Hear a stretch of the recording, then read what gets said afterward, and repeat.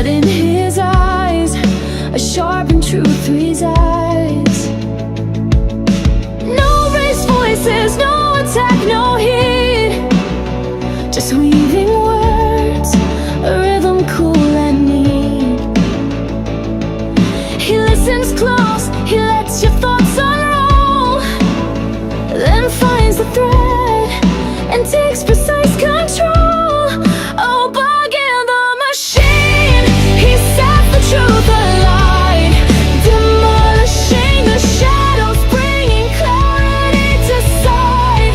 A master of the mind, a subtle, graceful fight, leaving no doubt, just pure, pure, brilliant light.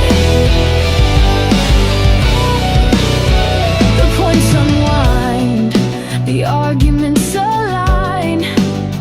He sees the flaws, the gaps, the subtle sign. He doesn't crush, he simply disentangles, unraveling the knots, unbending all the angles. No raised voices, no attack, no heat, just weaving words, a rhythm cool and neat.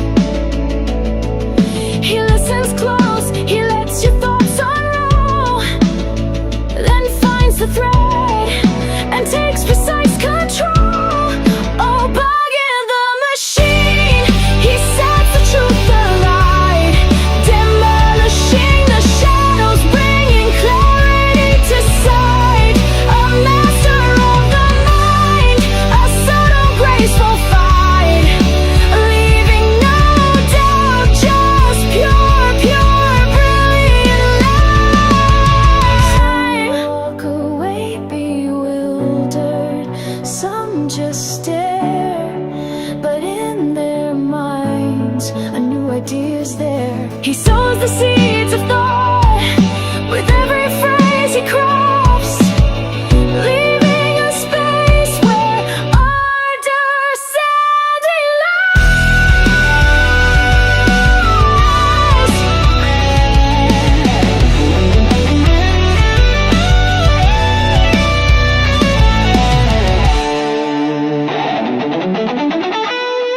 Oh, bug in the machine, he sets the truth alight, demolishing the shadows, bringing clarity to sight. A master of the mind, a subtle, graceful fight, leaving no doubt, just pure, pure, brilliant light. Yeah, bug, he leaves no doubt, just pure, pure, brilliant light.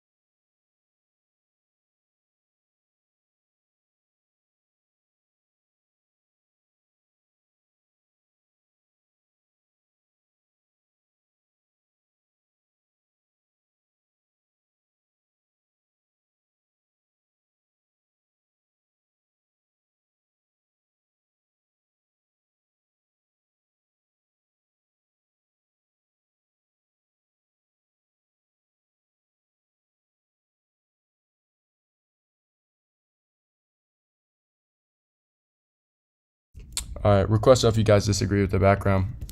What's up, YouTube? last live was a real blessing. We got like 1,000 views in that one day.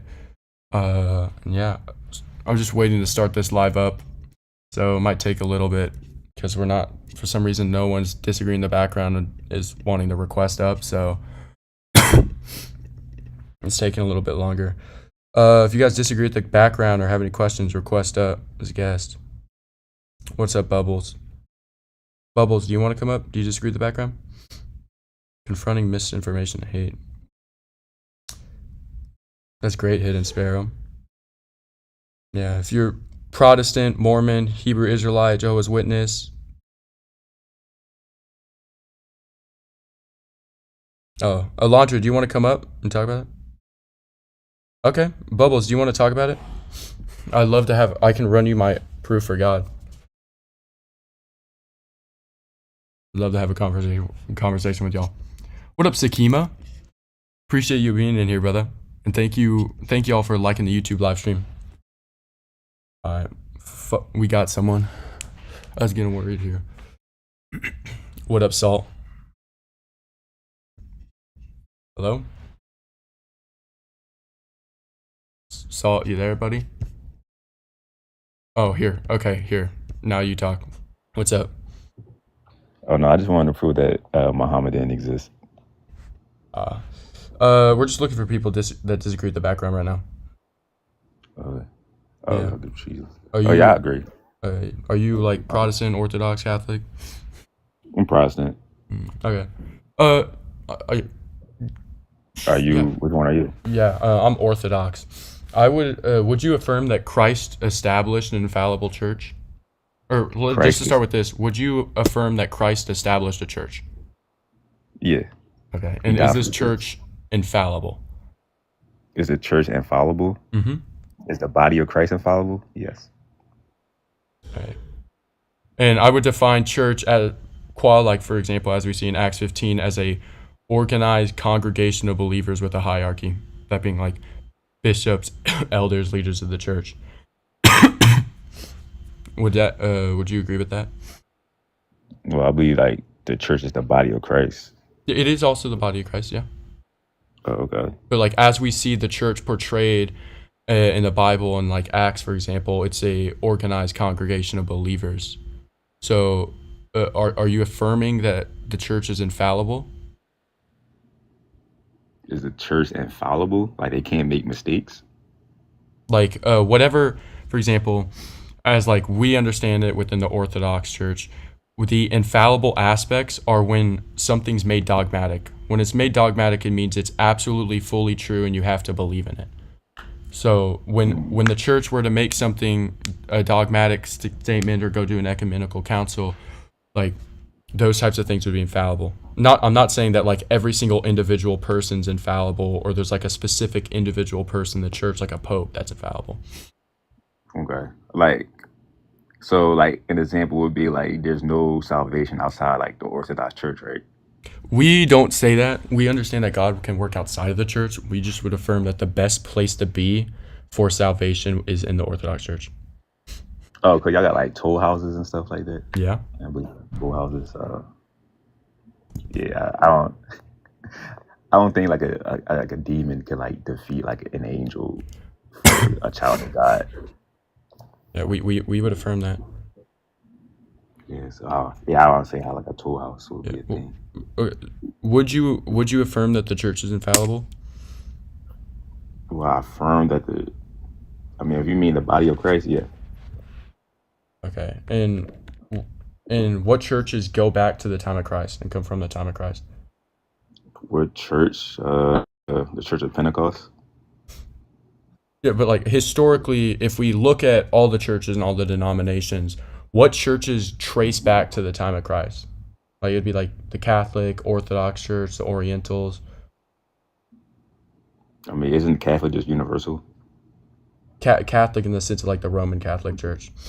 We obviously like pre-schism, we were called the Catholic Church in the sense of like the universal church. We were one body. Okay.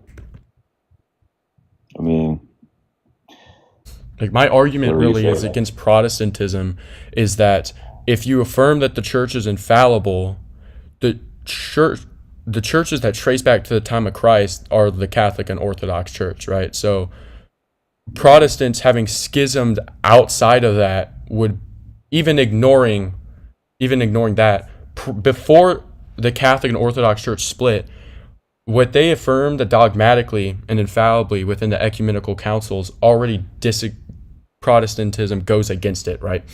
And if the church that Christ established is infallible, and he's established an actual church, it should trace back to the time of Christ and come from that time of Christ, right? So if you were to schism or go away from that church, you would be in error. So how would you go away from the body of Christ if you're a child of God? Yeah, so you would be in error and moving outside of the truth, or the true body of Christ, the congregation of believers, the true church. There's a false body of Christ? I believe that there you can be pulled apart from the fullness of the truth. So you'll still have the truth, just not the fullness of the truth? Yeah, you would like have parts of the truth. You're just not in the fullness of the truth and in communion. For example, like you could believe in the Trinity and those types of things and be outside those churches. Okay, so there's more to salvation than what Jesus said? Yeah. There's Oh, wow. well, there's not to what like goes outside apostolic tradition, right? Like obviously, we understand that you need to believe in him, believe in his sacrifice on the cross. You need to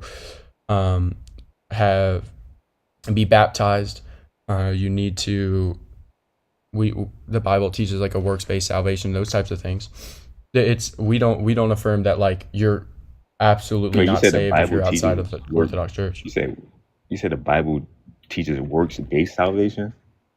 Yeah, like for example, I would affirm that James 2:14 through 26 makes it explicitly clear that true faith requires works. Or doesn't it say like true faith displays work? Well, true faith requires works. It affirms that faith without works is dead.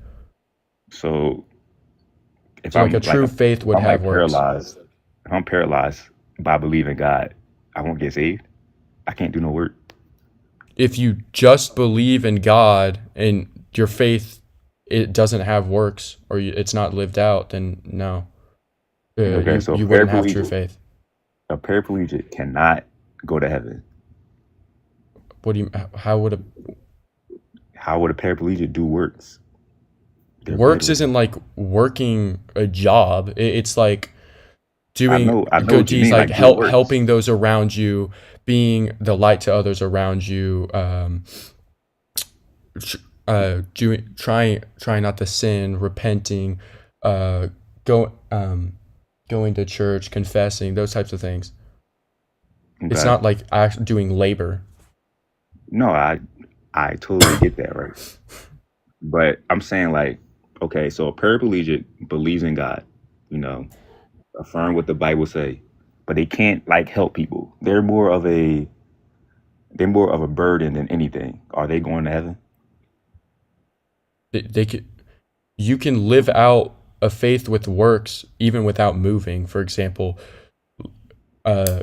your mind and body and soul isn't filled with sins and corruptions. You're making an effort to better yourself. You're making an effort to pray, repent, confess, those types of things. You don't have to be like fully functioning human being and be able to lift things and do that to be saved and to have works. So basically, our salvation isn't up to us; it's up to God. Our salvation's, of course, our salvation's up to God, right? Like Okay. his sacrifice allows us to even have the potential to be saved. I confirm that. Yeah. Yeah. I mean, I just believe like our salvation isn't really up to us. I mean, no matter how much good work we do. Well, no, we're not Without- saved because we do good works. We're saved Our salvation, it's not like, oh, you did good work, so now you're saved. Our salvation is based purely on like we're only able to be saved purely based on Christ's sacrifice on the cross. And one of the things that are like as a requirement for you to be saved is to have faith, right? And what faith is an aspect of faith is works, as we see in James chapter 2, 14 through 26. Faith without works is dead. So in order to have true faith, right, it necessitates works. Now, obviously, this isn't exhaustive. Like someone could confess and convert today and then die in 2 minutes. Obviously, they didn't have a chance to do works. But in general, and true faith produces works, has works. All right. Okay. So, do you think that Protestants, they believe that do you feel like Protestants are like antinomianism? Like they believe that they can that Christ did everything; they don't have to do anything else. Not all Protestants, like high church Protestants, though. Even like some cults, like Straight as a Gate, believe in faith, a works-based faith, salvation, or faith with works. You said faith with work. Oh, okay. Wait, what did you say? A cult name what? Straight as a Gate. Straight as a Gate. Yeah. You said like they're like Protestants. They're heretical, but they affirm works-based salvation. Works-based salvation. I mean, like here, if you read James 2, 14 through 17, it says, "What good is it, my brothers, if someone says he has faith but does not have works? Can that faith save him? If a brother or sister is poorly clothed and lacked in daily food, and one of you says to them, 'Go in peace, be warmed and filled,' without giving them the things needed for the body, what good is that? So also faith by itself, if it does not have works, is dead." Right? Right.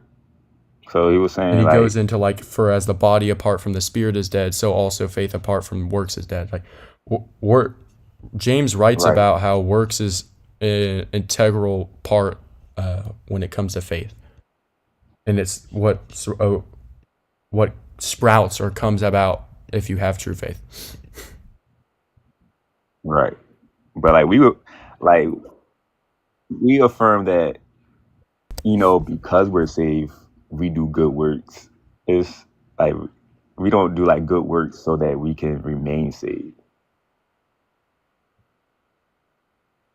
Like, what do you mean by that?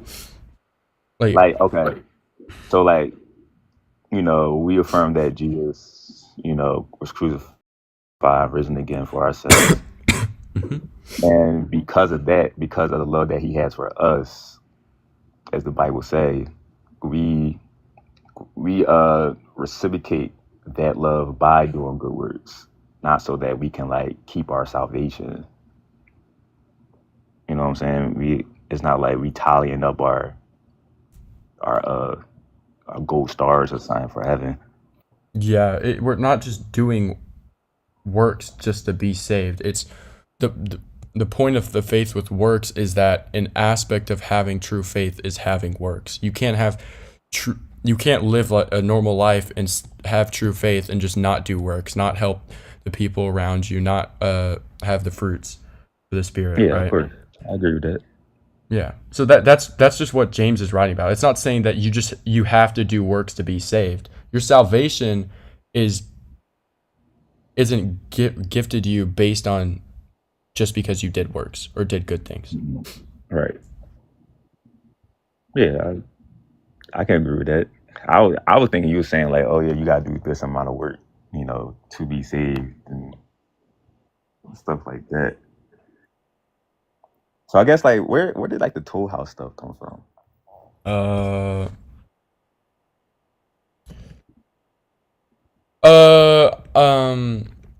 I think it's much deeper. Like it has a much deeper rooted. The idea of like the toll houses comes. It's a really deep topic.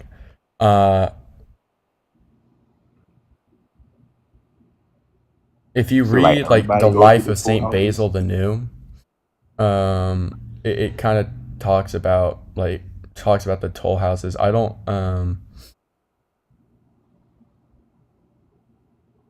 and like Saint Gregory Palamas. No, he didn't explicitly teach it. It's it obviously it's not dogmatic or anything like that. It's just one of the teachings or views on on like your journey to be saved. It's not something that's dogmatic. I don't know where exactly off the top of my head where it comes from because it's a very like complex thing. Okay. Wait, so it's something that you go through life? I thought it was like, after you pass away. No, it's a it's something that happens after you pass. Oh, oh wow. So like, wait, it happened like to Christians or to everybody? Everyone, I believe. So everyone has an opportunity to like go to heaven, like No, old houses. it's more of a thing that's that like though after you pass it's like you go through these things, you experience these things, these tests, those types of things. I would read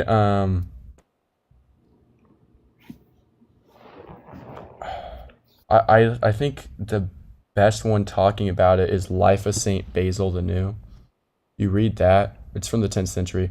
If you read that, it kind of talks about like someone's soul that's churning through the 20 toll houses after death. Hmm. Yeah. Okay. So I guess like like a blanket question would be like, is there a possibility that a Christian go through the toll houses and not get to heaven?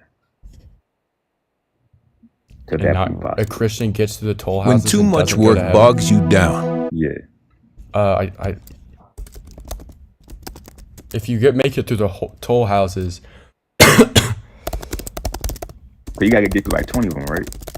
yeah. Well, yeah. If you get through the toll houses, I believe within what Life of Saint Basil the New represents, it's you go to heaven. It's like a test of your soul. Mm. Hmm. Well, I guess I mean, it was an interesting topic when I seen it. I was talking to a friend of mine, and he had brought it up. I was just like, so my whole thing was like, so you could be Christian and lose like that test and fail. I appreciate you coming up, brother. Mm. All right, man. Thanks for talking with me, man. Of course. God bless. Good luck with it. Yeah, God bless, bro. All right. Okay.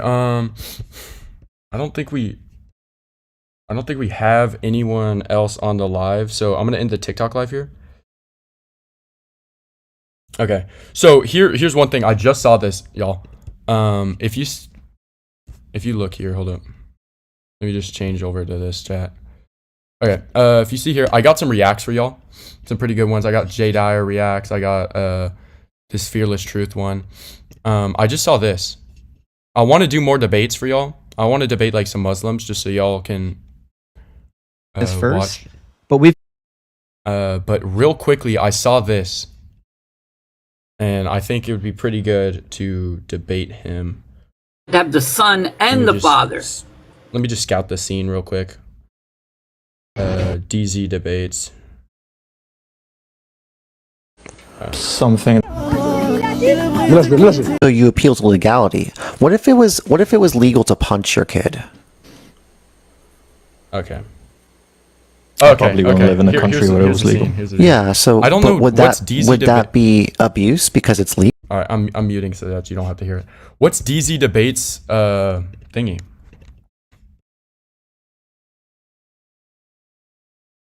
Trying to find it. Deconstruction zone. Okay. Deconstruction zone.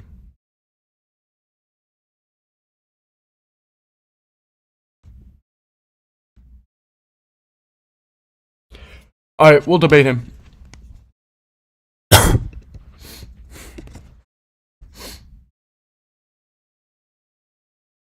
Yeah, we'll debate DZ. It's gonna be fun. This should be fun.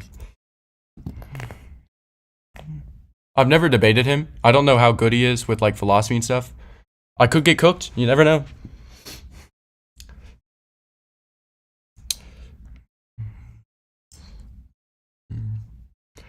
I don't know if y'all watched the stream yesterday though. I was talking to Monkey Boy. Dude, if y'all are doing debating or you're debating on TikTok and that stuff, don't talk to Monkey Boy. He's what we call an obscurantist. Here. Obscurantist. If you don't know, an obscurantist is something who's like just intentionally trying, like spreading misinformation or avoiding or not answering things to like prevent the conversation from continuing and like the flow of logic. So like for example, like if you see those guys who are like, hey, if someone asks you like, do you affirm the law of non-contradiction? He's like, define affirm. Or like they keep doing that, or they're like, you can't just merely affirm something like that. It's like they're just obscure. They don't answer questions or that type of thing. That's what we call an obscurantist. That's what Monkey Boy does. I've talked to him 2 times. I don't think I've ever gotten him to like actually answer a basic question. Or like last time I debated him, or the time right before last time, the first time I debated him, he was saying that what I was saying didn't make sense. I'm like, okay, well, what do you not understand? I was like, well, the definition of potency. I'm like, okay, potency is defined as something having the capacity to become something else, but you're not that thing. He says, that doesn't make sense. I'm like, what doesn't make sense about that? And he's like, I don't know. Like, he just refuses to tell me like what doesn't make sense to him about it, or where he's confused, where he's caught up, and it prevents the flow of like the conversation or the continuing of the conversation. That's what we call an obscurantist.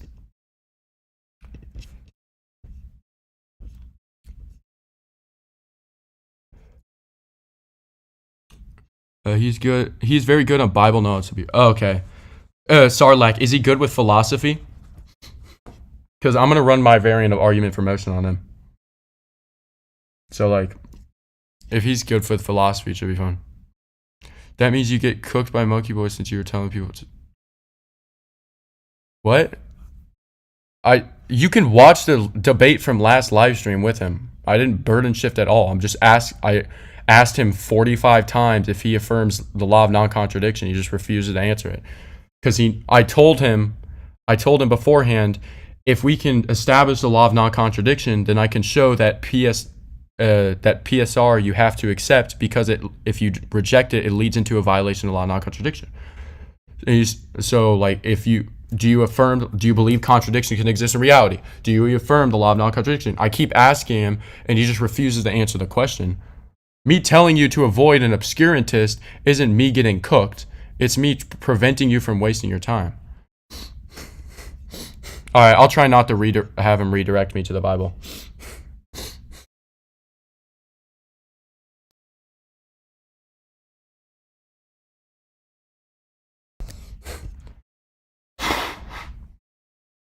Yeah, I'll try to like keep him on the argumentation. I'm literally, Mighty, I'm using Aristotelian comistic metaphysics. I don't know, like, it doesn't get more classical than Aristotle.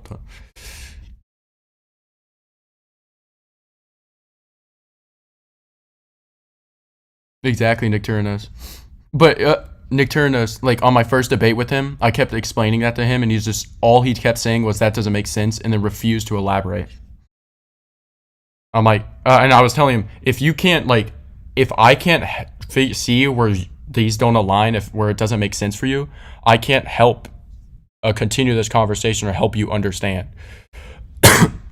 It's kind of also, like, you could argue that's an invincible ignorance fallacy, too. At that point, with him just saying, doesn't make sense over and over again, as like an argumentation. If you don't know, this is an invincible ignorance fallacy. A deductive fallacy where a person refuses to accept a well-supported argument, ignoring any present, often due to stubbornness or refusal to engage in proper argumentation. So like a refusal to engage in proper argumentation would just say, that doesn't make sense, that doesn't make sense, that doesn't make sense, over and over again without elaborating or explaining anything. ALC! It's so nice to be back. I'm gonna debate Deconstruction Zone today. I don't. From what I'm getting from ID Sarlacc, he's not like that strong philosophically. So like, I'm gonna run my argument. I'm gonna try to keep him away from the Bible so we can stay on topic. I just don't. It's just not fun debating like 1 Samuel 15. I ain't gonna lie. It's easy to explain. It's just annoying. Yeah, ALC. I ended it because I do ALC. I still got the sniffles right now. I ended the TikTok because we didn't get anyone else. We only got like one guy. Yesterday we got like up to 40. I hadn't done a TikTok live in like 18 days, and I get 40 viewers on my first one as like a peak. It was pretty crazy. Post the conversation then so we can hear what his contention is. Other than I have it on my YouTube. It's the last live stream. Mighty Sarlacc. Last live stream I debated Monkey Boy.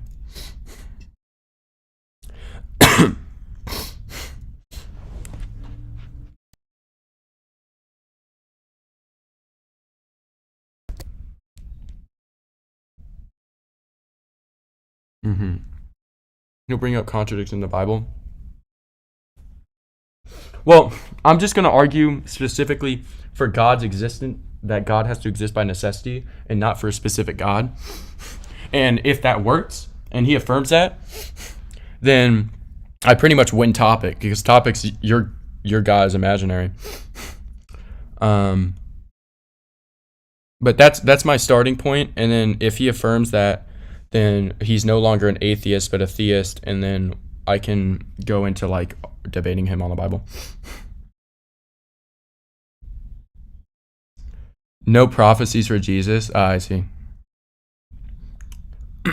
That's kind of lame, honestly. No prophecies for Jesus is a little. It's not the strongest argumentation.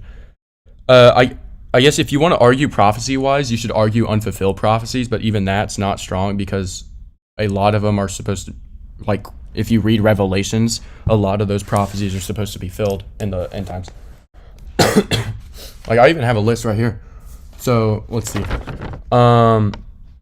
Isaiah 2:4 and Micah 4:3, when it talks about the Messiah bringing world peace. Revelation 21:4 refers to it and talks about that being fulfilled. The end times, you have Ezekiel 37:26 through 28, Isaiah 2:2 and Micah 4:1 with the temple in New Jerusalem, which is fulfilled in Revelations 21:22. It's explained in Revelations 21:22 and John 2:19 through 21 that the temple is his body. I have a list of them. ALC, I heard it, and he at least stated why he said it makes no sense. Yeah, well, ALC, that's good to know. I'll make sure he doesn't avoid it to keep it on topic. And if he's going to avoid it, then I'm just going to call out him committing red herrings. I'm like really going to push on him from allowing him to avoid it. ALC, I heard. Yeah, Monkey Boy's shtick, it's just so annoying. I remember we watched a video on Monkey Boy being an obscurantist.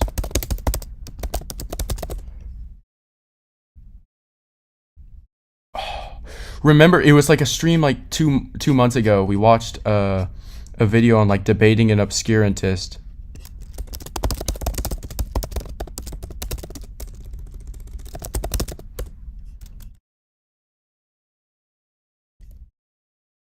I can't find it.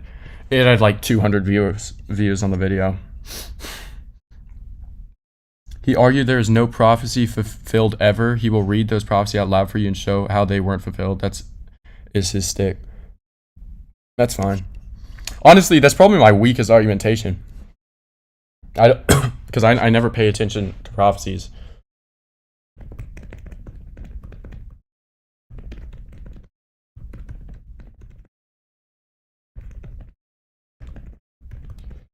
Yeah, I should probably get some prophecies up. I never debate that. It just never comes up. Like it, without any prep, I'd probably just go to Isaiah 53. Just because I think Isaiah 53 is pretty strong. To say like 2,000 years before Christ that there's going to be a man that's rejected, sent by God, rejected by his people, and he's going to take on all their transgressions. He's going to suffer. He's going to be beaten and stricken and those types of things. Exactly, and oppressed, cut out from the land and the living. I think that's pretty strong. If anything, like he's probably, it'd be really funny if he ran one of those arguments. Like I've heard Muslims run this where they say, where is it? He shall see his offspring, he shall prolong his days. They argue that offspring means that if this is about Jesus, Jesus had kids. When offspring could be in a spiritual sense. 700 years?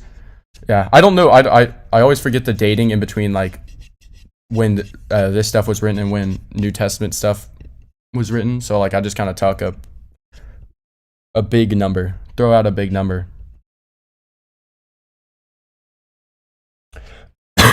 I don't know if I want to go to like Isaiah 7:14 now. Oh, my bad. Let's go to Hebrew. I don't want to go to LXX.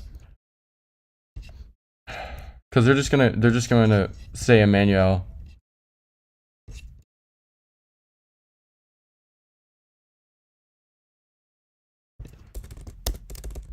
Here, let's go here.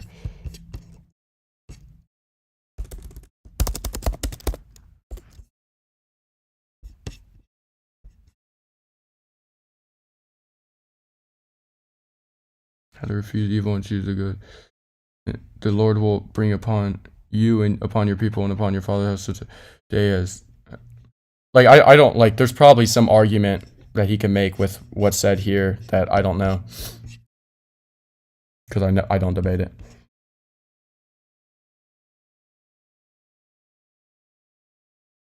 Why? Because he thinks he's good with numbers, that he's good with words. You can start. Yeah. I'm gonna keep him off the script and push him into mine. But you, Obeth.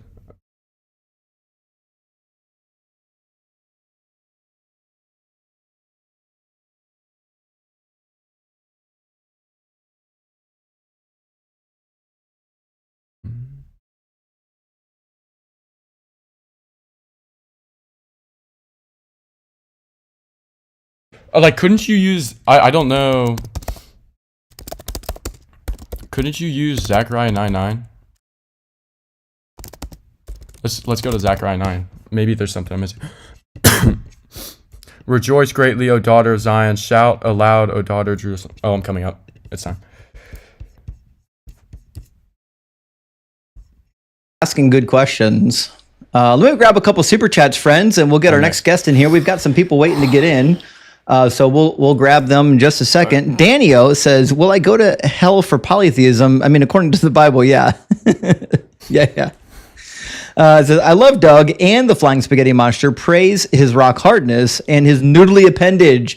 Hail the noodly appendages. I agree. Okay, so in Dougism, no. Doug doesn't send anyone to hell. There's no such thing as hell in Dougism.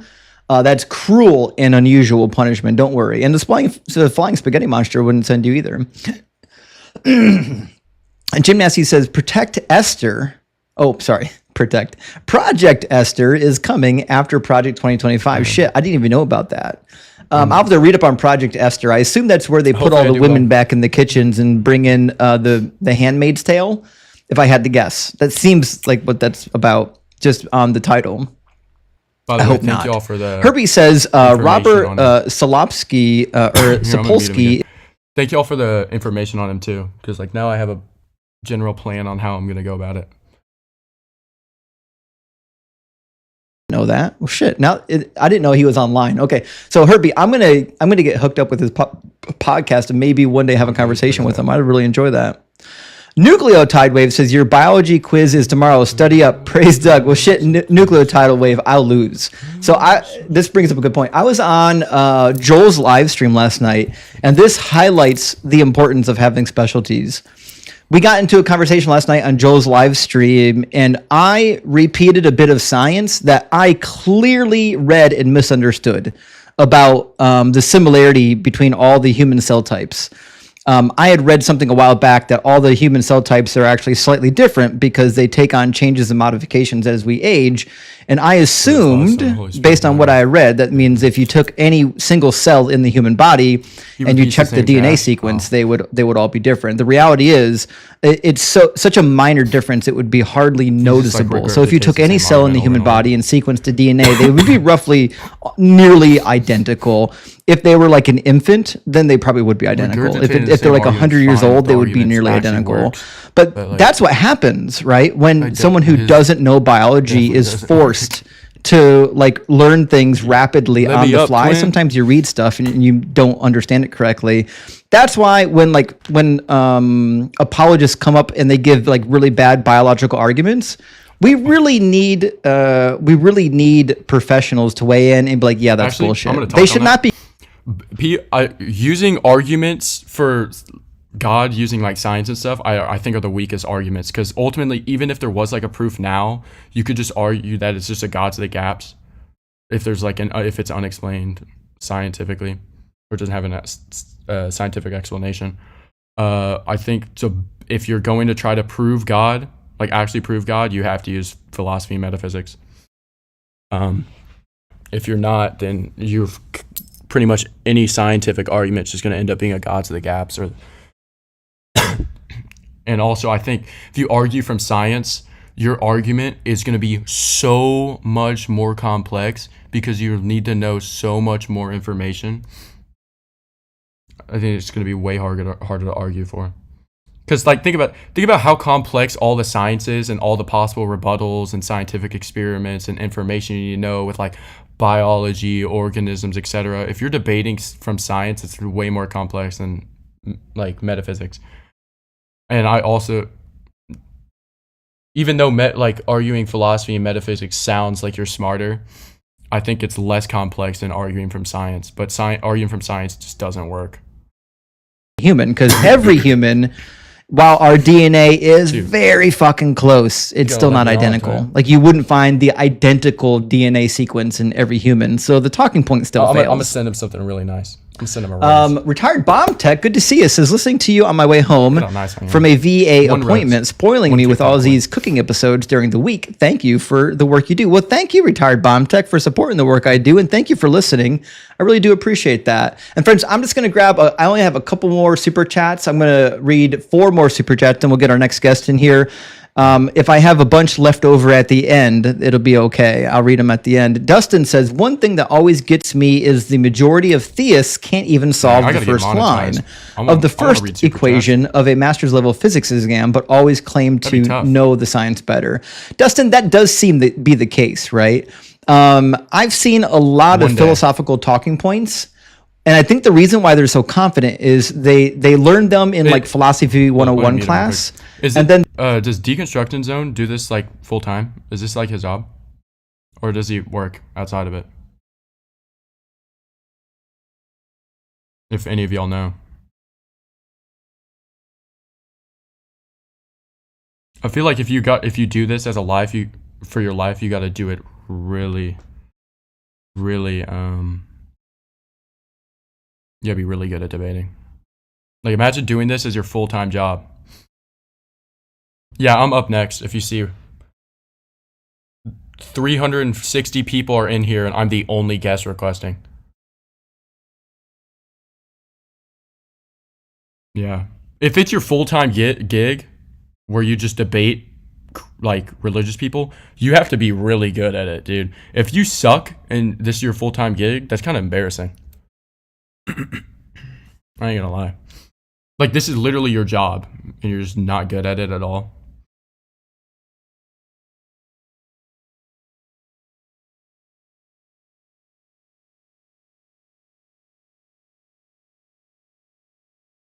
For the $50 super thanks, that is an abundance of thanks. I really appreciate that support, Abundance. That's super, super generous. Big W to Abundance. All right, let's go. I think Bug tried to get in on our last live stream and we they ran out of time or I ran out of time, one of the two. How you doing, Bug? I'm good. How are you? Doing good. Thank you for asking. Bug, are you at least 18 and are Yes, you a sir. believer in some kind of a God? Yes, sir. I'm Orthodox Christian. I wanted to Sure. run you through my argument for God's existence.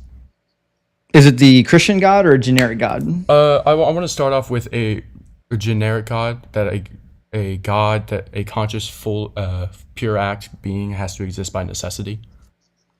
Okay, so I'll give you this. Well, first of all, it doesn't. But second of all, I'll give you the same warning I give all Phil Bros, which is that if you use words that are not standard in the English dictionary, like words you would only know how you're using them if you didn't read the Stanford Encyclopedia of Philosophy, then I'm going to instruct you to either provide definitions for those words or use different words. Yeah, of course. That's So just so you know, this is not a philosophy class, right? So when you say nonsense things like pure act, not a single person gives a shit what that means. We don't even know what that means. Yeah. If you need me to define anything, just ask me, and I'd love to define it for you, brother. Okay, so we'll start with premise number 1. All right. Things in the universe are in motion. Premise 2 is nothing moves itself. Premise This 3, is Aquinas's it's emotion, a variant or- of it. Okay. Premise 3 is a chain of movers. There can't be an infinite regress in a perfect. Premise 2? Nothing moves itself.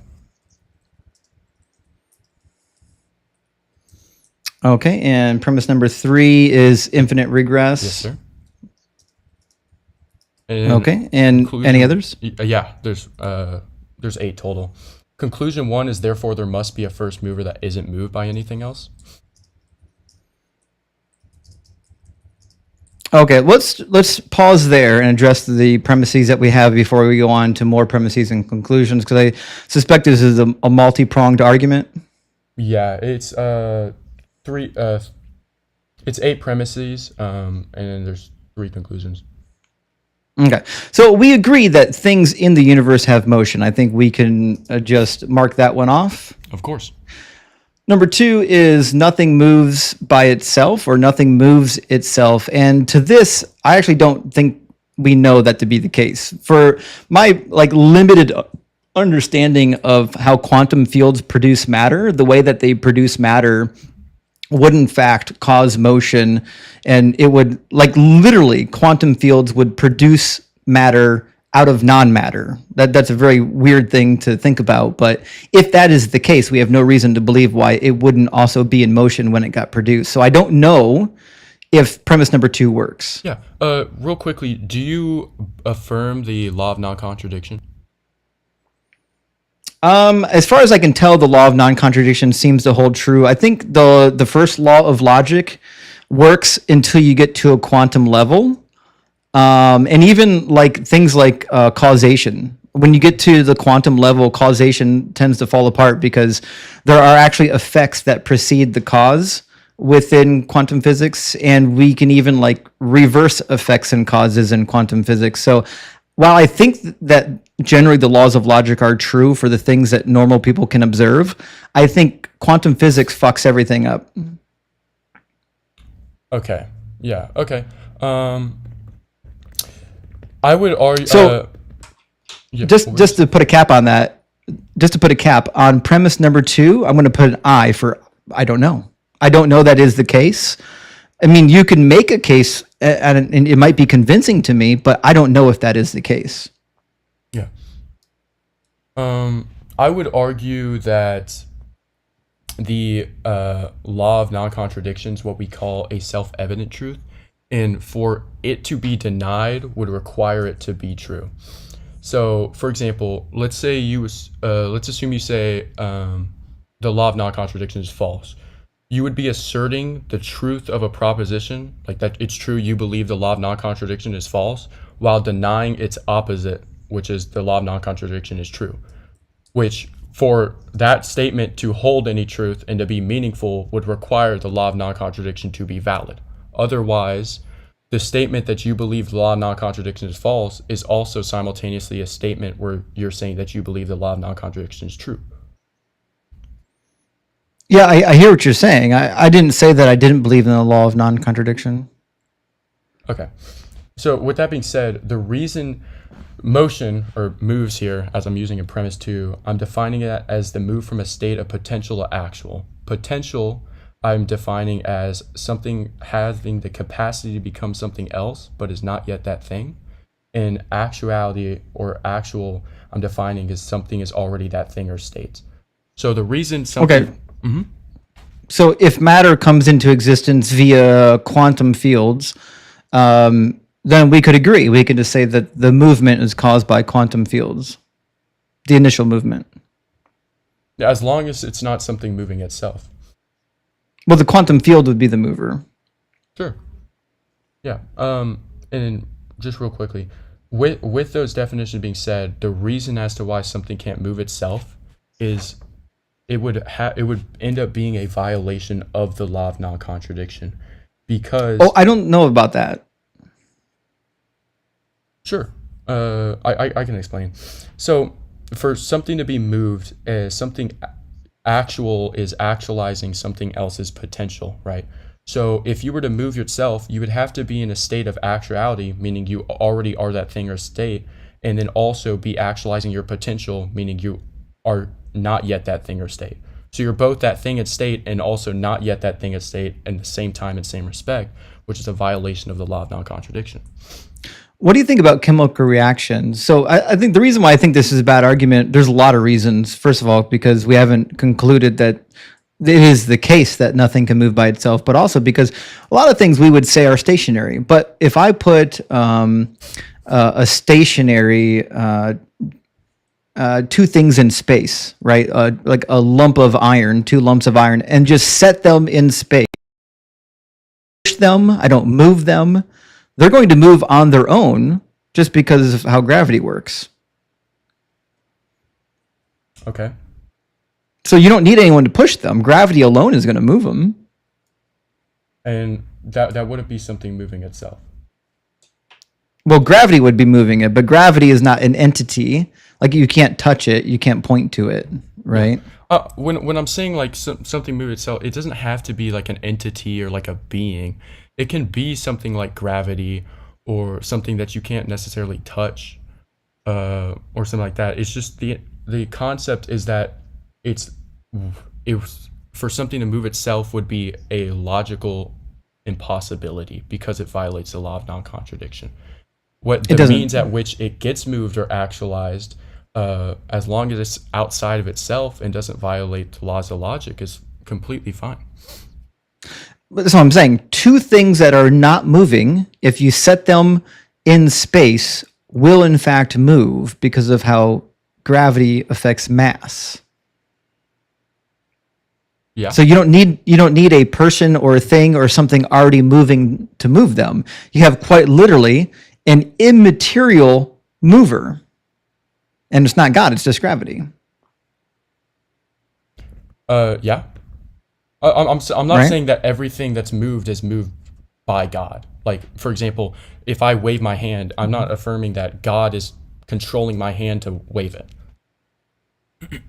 No, I agree. And I'm not making that claim either. I'm just saying, I think the reason why this argument is so popular is people just assume, any motion is the same as everything in motion, right? So if we're saying there has to be a first motion, first of all, I don't think that is the case, but even if that is the case, if there has to be a first motion, there's lots of ways we can get to a first motion without a God. Like it could literally just be gravity. Well, yeah. So I would argue that the gravity couldn't be this, like the first cause or the thing that's actualizing everything else, because an aspect that's required to be this first cause is to be pure act. The reason this is because... What do you think pure act means? Pure act I would define as being fully actualized and having no potentia, which would include... Well, so gravity would be pure act, would it not? No, gravity wouldn't be pure act. Gravity... Why? An aspect of pure act, for example, which means you don't have any potential in the sense that there is no improvement. You can't get any more powerful, any better. You can't increase at all. Like you're the peak, right? So, for example, if you imagine like a human, within the human mind, someone that's pure act could be omnipotent or omniscient. Like they all knowing, those types of attributes, right? Gravity, wouldn't be like, gravity could always be increased, become more powerful, be stronger, right? That would it be. So what? That would mean it has potential. If it has if it's logically possible for it to change, then it would have potential. If it could get more powerful, it would have potential. If it could So change what? in any way, it would have potential. Yeah, why do I care? Well, Why do I that care would just that mean gravity isn't pure. has? Well, I think it's a meaningless data point. I think so. What happens is like you're using words that you think have meaning, and they have no meaning in the real world. Like no one cares, right? Like the word "pure act" only matters in a philosophy classroom. In the real world, no one cares. The reality is gravity does in fact exist, and it does in fact move things. Whether or not gravity could be more powerful than what it is today, or even less powerful, is irrelevant to the fact that we know that it does move things. Yeah, well, as it pertains to the argument, you were positing that gravity could potentially be the first cause. And I was just explaining not? to you how it couldn't be because it's not a pure act. Why does the first cause have to be pure act? Yeah, of course. So do you know what PSR is? No, Principle of I don't. sufficient reasoning? I don't study any of this philosophy stuff because none of it will ever prove any of the gods or any of the holy books to be true. In fact, even if you had an argument that ended in God being real, you would still completely lose on it being the Christian God. The Christian God absolutely is a violation of the laws of logic. Like you have to abandon that God at some point. Yeah, we can get into that after we discuss this argument. Yeah, so PSR is what we call the principle of sufficient reasoning. It's the idea that everything that exists has a sufficient reason as to why it exists, and why it exists in that specific way. It affirms that there aren't things that just exist for no reason. It's something, for example, like the scientific method and science relies on, because if things could exist for brute facts within the scientific field, then there could be things that exist without any explanation or for no reason at all. For example, like let's say these chemical reaction occurs, there could be no reason at all why it happens. It just happens, and that type of thing, which kind of would defeat the purpose of the scientific method and scientific advancements in studying, etc., because things could just be chalked up to being brute facts and happening for no reason. But but you don't have sufficient reason for God existing. So like you can't posit that. And also, I don't think that you have to know the sufficient reason to know that something is. Like I can know that gravity works without having sufficient understanding of how it works. No, yeah, I'm not saying that this means that everyone will know the sufficient reasoning for everything. Obviously, there's things we don't know and that we're still studying and learning. I'm just positing that there's everything does have a sufficient reasoning, whether it's known or unknown to us at this point in time. And going back to why the first cause would have to be pure act, if the cause had potential, then it having potential would need an explanation so that it doesn't violate the principle of sufficient reasoning. If it had potential without a reasoning, then it would be what we call a brute fact, right? Which if you believe brute facts exist, that's a different explanation. But this would mean that. But you believe in brute facts. Like you No, believe in brute facts and things that exist by necessity. I don't affirm brute facts. You don't think God's a brute fact? No, Okay then.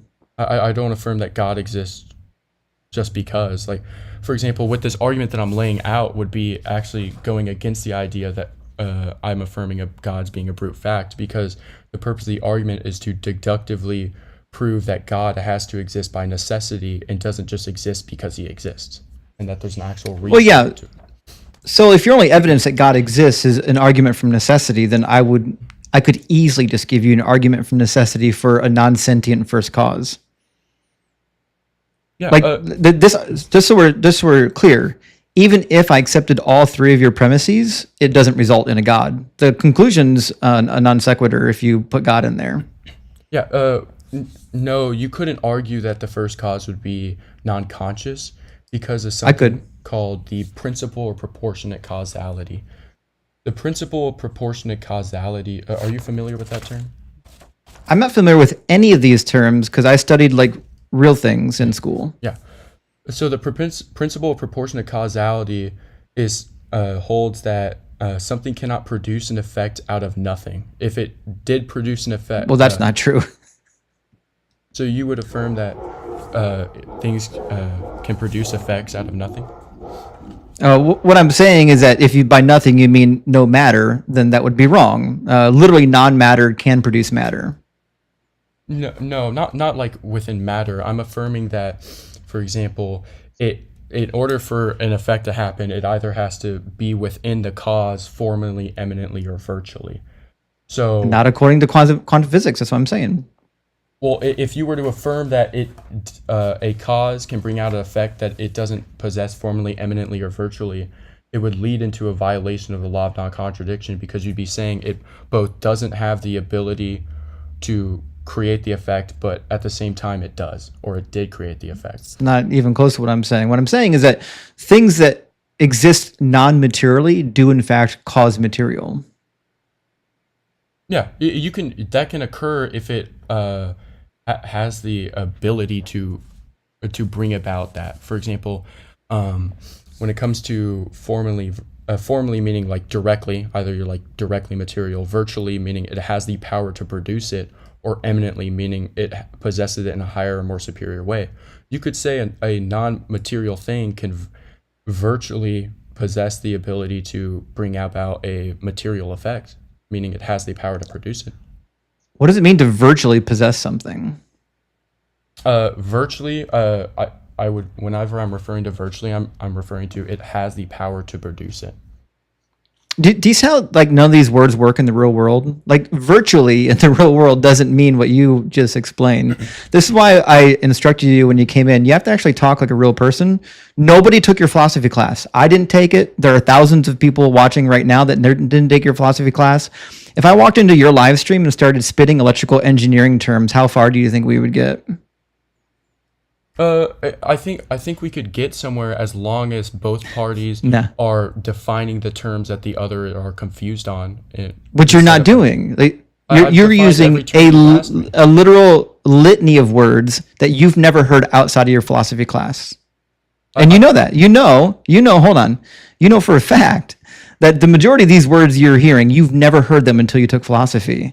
But you're assuming that we should know what they are. And I just think that's silly, which is why I started the conversation with, if you want to have a productive conversation, just use normal people words. I can do it. I do it all the time. I debate these philosophy concepts all the time. Being a complete amateur, I have no idea. I didn't take any of your philosophy classes, just using logic, and I can use normal people words and not bore the entire audience to death by spending endless amounts of time explaining the definition of this specialty word that I didn't learn until I took philosophy class. Like, you could do that. You could make that decision right now. Yeah. Well, that's not what I'm doing at all. If you go back on your stream at the start, I said, if there's any words that you want me to define or you're confused on, please ask me and I'll define it. And so far, Right. every word you've asked me Okay, to define, I'm gonna defined. stop you every time you start talking. Then Well, if you don't understand something, I'd gladly appreciate to That's- define it in order that's for our what I- conversation to be fruitful. so we'll try this again. That's why I said I don't go into Philbro spaces using electrical engineering terminology and expect you to know electrical engineering terminology. That's stupid. That's a dumb thing to do. So what you shouldn't do is going into non-philosophical classrooms and expect us to know all your philosophabble. No one cares. I don't expect you. That's Okay, why I offered to so- define anything you're confused on. It's not useful. It's still not useful. If I walked into your room and said I'm going to use a bunch of electrical engineering words, just stop me if you don't know one. That's still useful or useless, because I'm going to use a shit ton of words that you've never heard before, and the entire conversation is going to be bogged down. No one's going to learn anything. You'll never reach your conclusion. You'll spend an hour and a half just defining terms. It's boring. No one cares about it. If you can't use normal people words, you're going to bore my audience, and then I have to move on to the next guest. So just use normal words. I don't want to stop you every 30 seconds and ask you for the definition of a word because it sounded great in philosophy class, but you've never heard it in the real world yet. Yeah, of course. I understand where you're coming from, but if you are going to bring up the topic of challenging us to prove God and prove you wrong, and then limit the ways in which we can go about proving that only to I'm your not limiting your specific way. expertise, I would argue that's intellectually dishonest. I'm not limiting the way. You're limiting me. What by I'm saying saying I'm not is allowed that to use philosophy. What because I'm you don't saying that understand you're using specialty jargon to try to find an advantage in the conversation. That's what you're doing. But you don't have to do it. That's my point. You could use normal people words and say the exact same thing and not waste your time and not waste my time. That's all I'm asking. Don't waste my time. Don't waste the audience time by making me force you to define all the words that aren't proper jargon in modern day non-philosophy English. Sure. Okay. So from where we Okay. left off, you wanted the meaning of virtually. We're still on premise number 2. Yeah. Just so we're clear, I'll put it back on the board. We're on premise number 2. Oops, wrong button. Premise number 2, which is nothing moves itself. That's still where we're at. I have no reason to believe that this is the case. Did you understand how it leads into, for something to move itself, it would lead into a violation of the law of non-contradiction? No, what I'm saying is something can be moved that is immaterial when it becomes material, and something can be moved that is material by gravity. Now, that doesn't mean it moved itself, but what it does mean is that there's an immaterial mover that's moving the thing. That's fine. And we, first of all, We agree on we still we still don't have any conclusive reason to believe that something couldn't move itself. We don't know that to be the case. Okay, I brought up the explanation that if for something to move itself, it would violate the law of non-contradiction. On that How? explanation, yeah, so it would, to move, like I define motion as moving from the state of potential to actual. And in order for something to move from potential to actual, something has to actualize its potential. So if something were to move Well, no, itself- why? No. You've defined that into existence. So what you've said is my claim is true because my definition includes the conclusion. That's circular. You can't include your conclusion in the premise. Yeah, I can explain. I can explain as to why something actual would need to actualize something's potential for it to move from a state of potential to actual. If you No, that's what you're saying, though. Your claim is that something can't move itself, and the premise to support that claim is that something can't move itself. That's essentially what you're that's not saying. what I'm saying. I'm saying That's that literally what you said. I was explaining to you how some things move from potential to actual. Now, as to why something can't move itself, if potential is defined as something being capable of being a specific state, but you're not yet that state, and then actuality means something is already that state, then you would both be already that state and at the same time not yet that state in order to move yourself, because you're actualizing your own potential, which would violate Yeah, the law but of that doesn't fix the problem. It doesn't. So we'll try this again. So the law of non-contradiction has nothing to do with whether or not a thing can actualize its own movement. That's what I'm looking for. So Is there a reason why a thing cannot actualize its own movement? do you see the P and not P? No. Okay, You haven't given it yet. On your notepad, put P. Something is that state. Is what state? It is that state. I'm not saying a specific state. Well, I need to know what the state Okay, is. for example, let's say like ice is moving itself. Ice is So something is frozen. moving. Is a solid? Is No, a solid or is moving? it is a solid. Okay, ice is a solid. Yep. And then not P is ice is not a solid. So in this scenario, Yeah, we ice agree is that this is a actualizing- contradiction. You can't have contradictions, Yeah. but that doesn't address what we were talking so about. in this scenario, ice itself to go from a state of not being a solid to being a solid. And as I defined, it would be actualizing its potential. So it'd have the potential of not being that thing or state, and at the same time be actual, meaning it is that thing or state, which would be a violation of the law of non-contradiction, because P, you are that thing or state, and not P, you're not that thing or state. And that's at the same time, same respect. But we're talking about things that are moving. We're not talking about states of I define matter. motion as they move from a state of potential to actual. I'm talking about moving like a motion, like something is moving through space. See, again, this is That's the problem. not how I define motion. That's not what I mean. I know that's the problem, Bug. Well, if you is know, everybody then here? straw man Bug, your stop. Bug, stop. Everybody here, right? There are over 2,000 people watching, and every last one of them knows what it means to move. Right now, you've got a weird definition of move that doesn't mean actual movement, right? So now I have to stop the conversation and explain to you that the word move means to locate something in one position and then into another position. It means a translocation.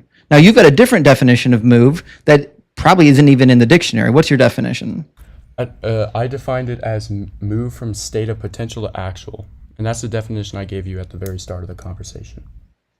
Okay, and again, that's a meaningless definition. How is that meaningless? Because actual means it's moving. Actual means it's already that thing or state. For example, if we take a seed's potential is to become a tree. So for a seed to be actualized, it is a tree. But we're talking about movement. This is the argument from motion. Premise number one, things in the universe have motion. We're not talking about its states of being. What we're talking about is whether or not something is in motion and how it might have found itself to be in a state of motion, right? And now you're talking about states of matter.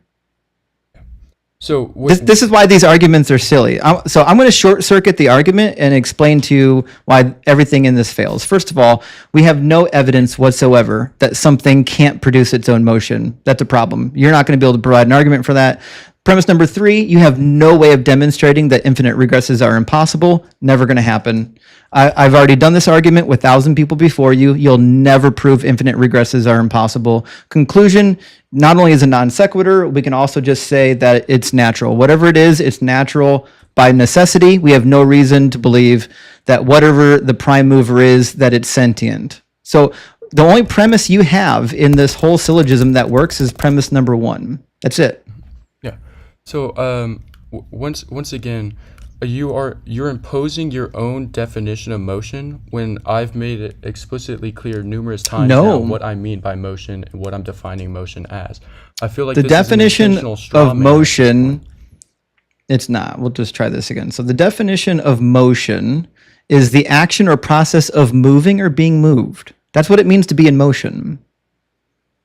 So I define motion in this metaphysical argument as referring to the move from state of potential to actual. I'm not referring to motion in the sense that of the word that you brought up on your screen just now. That's a different kind of motion. And again, Bug, nobody knows what the fuck that means. Nobody cares either.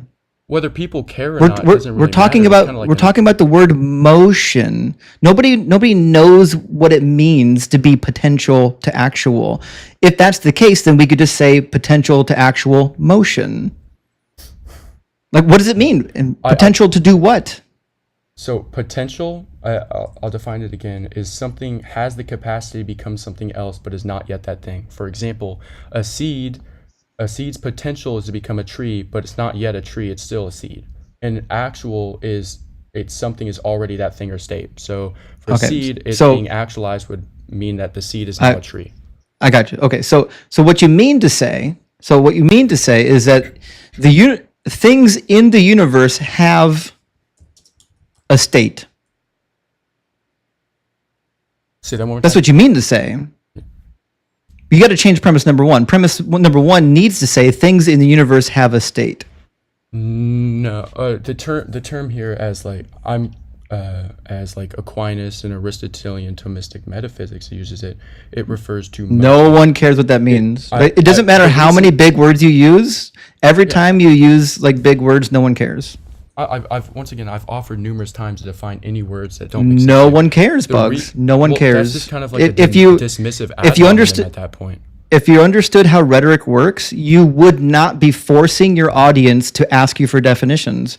In fact, when I took my preaching classes in seminary, they flat out told us, don't use big theological jargon. Don't fucking do it. I don't care how smart you think it makes you feel. Don't do it. Your audience doesn't know what you're talking about. They have no idea what you're talking about. If you want to win over an audience, if you want to win the hearts and minds of people, you have to use the words that they know. Now, you're not in the philosophy classroom. This sounds great, I'm sure, in your philosophy classroom. It sounds stupid outside of your philosophy classroom. If you want to have a productive conversation with me or anyone here, even convince the audience, you got to start using words either in the way they show up in the dictionary or the way they're used in society. No one cares that you came with all your own new definitions. No one cares. Yeah. So I'm using these most simplified version of these words. Obviously, if I wanted to pretend to be smart or ego people, I could use the Latin terminology and start saying qua and all these other terms. But I'm using the most simple, bare bones versions of the words, and I'm clearly defined them for you every time you've asked, and numerous times outside of that. If you're going to continue to say that I can't. For example, I can't use these words because no one understands it. It would be an appeal to incredulity. And if you're just what I'm saying is that it's bad. It's bad rhetoric.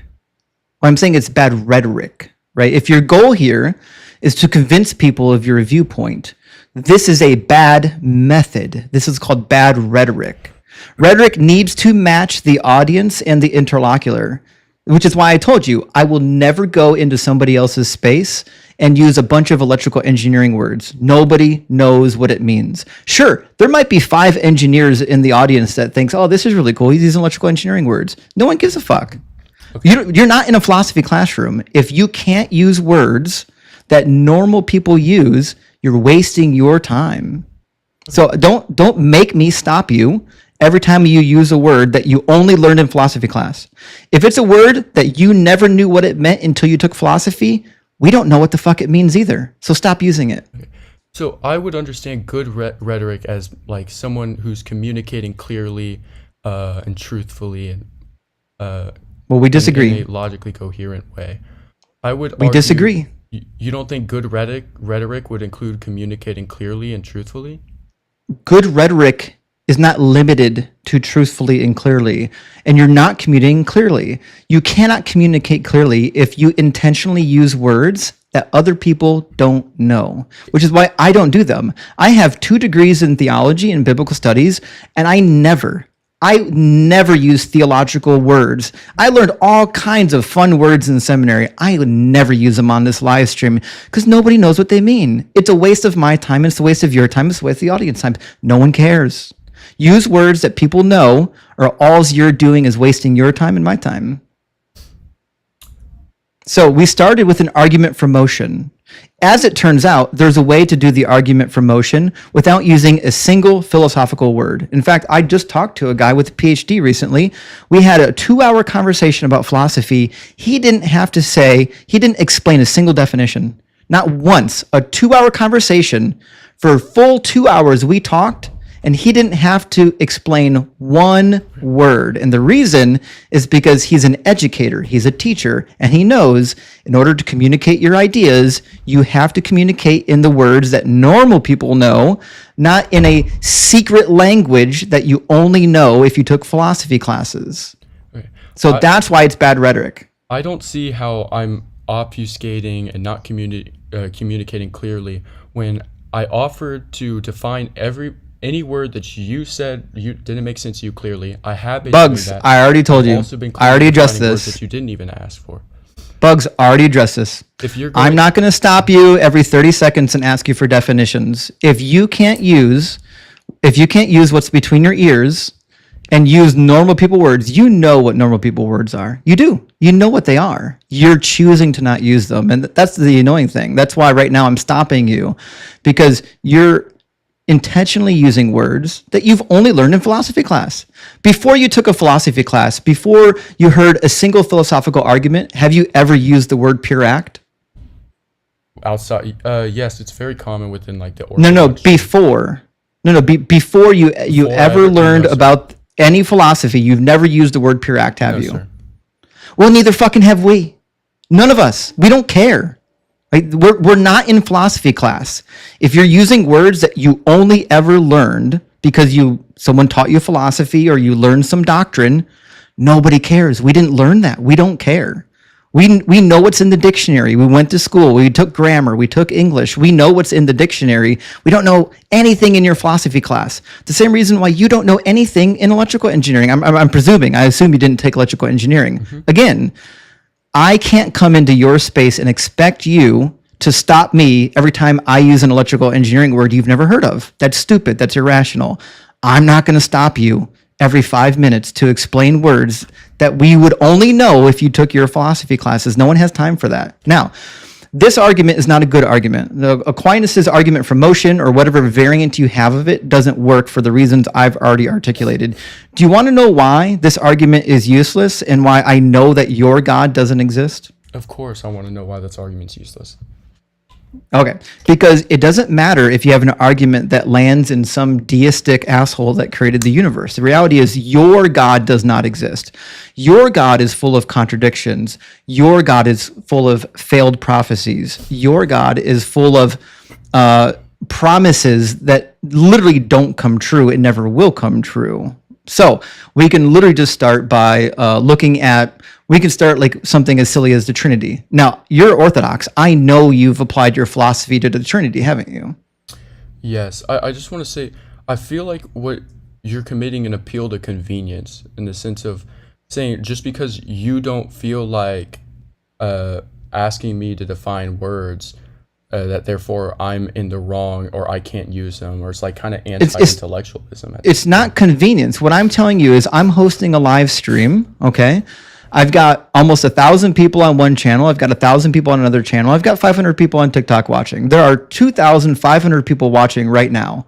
And none of them, there are 5 fucking people in my audience that have a clue what you're talking about, because we didn't take philosophy and we don't care. We don't care, because you can give a million philosophical arguments and none of them will ever land in the Christian God. That's here, because we don't care if there's a deistic God that kicked things into motion. It's meaningless to us. Not only can you not prove it, it doesn't mean anything. The reality is the God of the Quran, the God of the Bible, the God of Judaism, the God of the Hindus, the multiple gods of the Hindus, none of those are defensible gods. That's what we're here for. That's why my claim is that your God is imaginary, not a deistic God, not a immaterial, non-thinking, first-moving agent. Your God, the Christian God, that motherfucker is imaginary.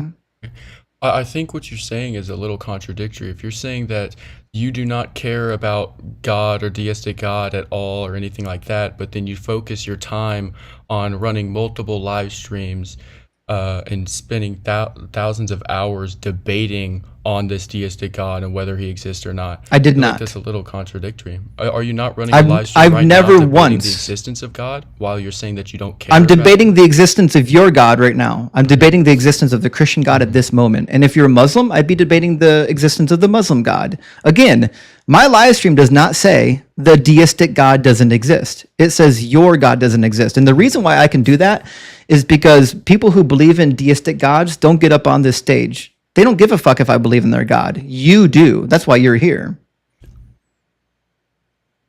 Okay. Okay, so ultimately, Rudy, that's why no one cares about these boring philosophical concepts that not only don't end in your specific God, they don't even end in a deistic God. You've got to do all this, all this work. You've got to read 5 dictionaries of philosophy just to understand the premises, and then premises don't even support the conclusion. I would say that just saying that no one cares and therefore I shouldn't be arguing with it or using it, or it's just. I didn't say you shouldn't. Like an ad populum in some sense, and I didn't say you shouldn't. I said I don't care. Okay. So essentially, I'm saying I don't care because you're on my platform, and I'm allowed to run my platform the way that I run my platform. There's a reason why 100 people up to this point has been saying over and over again, move to the next guest, he's boring. Move to the next guest, he's boring. Move to the next guest, he's boring. Because this is boring. We've heard this argument 1,000 times. You can't believe that you're the first person up here that gave the argument for motion. Please tell me you don't think that. I don't think that, but I think that... So why do you think this is going to work? For it to come to something where it's a topic that you don't understand as well, and you don't understand the term, so therefore I'm not allowed to use it, or I'm wrong for using it, or I you don't. I didn't feel say like you're using it. wrong I for feel that's using kind it. of like an appeal to incredulity, where you're rejecting. It's not an appeal to incredulity. Because you don't understand. No, listen to what I'm saying, Bug. You are in my space. There are rules in my space. I set the rules in my space. You don't have to follow them. You can leave if you don't want to follow my rules. The same reason why if I came into your space for the 100th fucking time, if I did nothing but use engineering jargon, you would say, Justin, stop using engineering jargon. I don't know what the fuck it means. I would say, okay, I'll use normal words. I'm in my space now. You're in my space now. We don't know your dumb jargon. We don't know it, and we don't want to stop you and make you spend an hour explaining it to us. If you can't explain it in normal words, you don't have a good argument. That's the reality of it. Explained in normal words.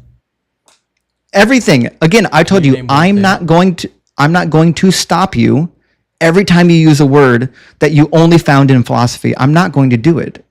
All it does is bog down the conversation. Now we can try again. We can start from premise 1. I can give you a shot to do all of your premises and your conclusion without using philosophical jargon that nobody knows. I can give you that opportunity, but I'm not stopping you every 30 seconds to define your terms. You have to put your big boy pants on and say, hey, when I'm talking, is this a word that I would only know if I took this specific philosophy class? And if the answer is yes, don't use it. Okay, so are you saying that I'm not being clear, or that you don't feel like asking me to define words over and over again? Both. Not only are you not clear, and also I'm not going to waste my time and the audience's time to force you to define words that you know you only learned when you started learning philosophy. Okay, so then can you, like, for example, give me an example of a word that I've not been clear on with my definition so that I can define I told you, it clearly? any word that you never learned about until you started learning philosophy, and you know what those words are. You know what those words are. I'm not in your head. When those words come to your lips, think, hey, would a normal person know what these words mean? And if the answer is no, don't use it. I think that... So stop reading from your script, Bug. Throw your script away. We don't need it. I heard you turning pages. I know you have a script. I know you have a script. I know you want to go through it. Throw your script away and just have a normal human being conversation. I think that's changing what you said. It's moving from me not being clear to me using words that you don't feel like asking me to define. Again, it's whether both. Whether I'm clear or not, it's both. So Bug, it's both. And I've already, Bug, not only is it both, I've explained to you 5 times why it's both. 5 times. And now you're crying about it. I've explained to you, if you're using words that are in a specialty field in order to communicate to people that are not in your specialty field, then that is your problem. If a nurse comes in here and wants to have a conversation with me and does nothing but use endless words that she learned from nursing school, it's a useless conversation. I don't give a shit. You're no better than an engineer forcing engineering terms on people. You're no better than a nurse forcing nursing words on people. No one studied the shit that you studied. No one is in your specialty other than the friends that you know. So stop using those words. One day you'll figure this out and you can have an effective conversation and you might even win some people over. Mm-hmm. But all you're doing is mental masturbation at this point. All you're doing is using a bunch of cool words that I learned in philosophy class, and it makes you feel good because it gets you to the end of your script, but it doesn't get the audience to the end of the script. Your goal here is to convince me and to convince the audience not to feel special that you know big words. Once again, as I said, I'm using the simplified terms, and I've done it consistently where if there's a word that is that you guys don't understand. Stop repeating yourself. I've already addressed this 5 times. So at this point, this is what's going to happen. You're going to stop crying. And you can address your premises without using jargon, or we can move on. Okay? I'm giving you the opportunity. You can go through the entire argument right now, but I'm not stopping you to define all of your dumb philosophical terms. Okay, so I want you to do it. Go through the premises without using special philosophy jargon. Do it. I want you to do it. Prove me wrong. I'm confused now because it seems like one thing it's that I'm intentionally being unclear. Bug, and the next I'm thing is asking you that to just give don't the want to argument. ask for Bug, definitions. provide the argument. Okay. And it once again, is it that I'm being unclear, or is it that you don't feel like asking for Bug, definitions? Like, are my Provide definitions clear? provide the argument. Okay, so where do you want to start? Do you want to start from the very beginning? Premise number 1 is on the screen. Things in the universe have either a state or motion. You got to pick one. Which is it? Things in the universe are in motion, motion being defined as the move from a state of potential to actual. That means nothing. Try again. How does that mean nothing? Because we don't know what those words means. Try again. So I'll define potential and actual. Potential means something has the capacity to become something else, but is not yet that thing. Actual means something is already that thing or state. Okay, so what you mean to say is things in the universe are in a state of change. Change or motion, yeah. I would say. Is there a reason why you couldn't say that? Well, I just defined it as the same thing. If you Bug, ask is there a me, reason why you couldn't say that? say change instead of motion? Yes, is there a reason why you couldn't say things in the universe are in a state of change? Is there a reason why you couldn't say that? I can say change. Is there a reason No, why you there couldn't isn't. say There that the isn't a first reason 5 you couldn't times you say gave the that. premise? There isn't a reason. Okay, so you change. could have said that and you chose not to. That you're proving my point. You're only using words, one, because they're on your script, and it makes you feel special because you know these specialty words. No one gives a fuck. Premise I number use 1, motion? things in the universe are in a state of change.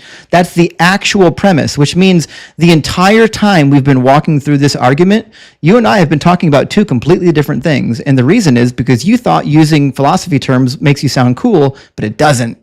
What it means is that you're talking about something that I'm not talking about. I was talking about motion the entire time. You were talking about change the entire time. And that's why this is bad rhetoric. So premise number 2 then isn't nothing moves itself. Premise number 2 needs to be nothing changes by itself. Do you agree? Yes. Once again. Okay. The disconnect. It's. I feel like you're shifting it as my fault when I defined motion clearly, and then you went back. Listen, and pulled you up can your cry own all you want, definition Bug. of motion. No one's here for your tears. No one's here for it. What we're here for is you to make the argument work. That's what I want. I want you to make this argument work. I'm rooting for you. I'm on your team. I want you to give me the premises in a way that actually fucking work. Okay. So, So you still disagree. premise with number me 2, with that? nothing changes by itself. Can you support that? Yeah. So we change. I define it the same way as motion in this scenario, so we don't have to reread that. Okay, what's the support though? How do you support the claim that nothing changes by itself? Yeah.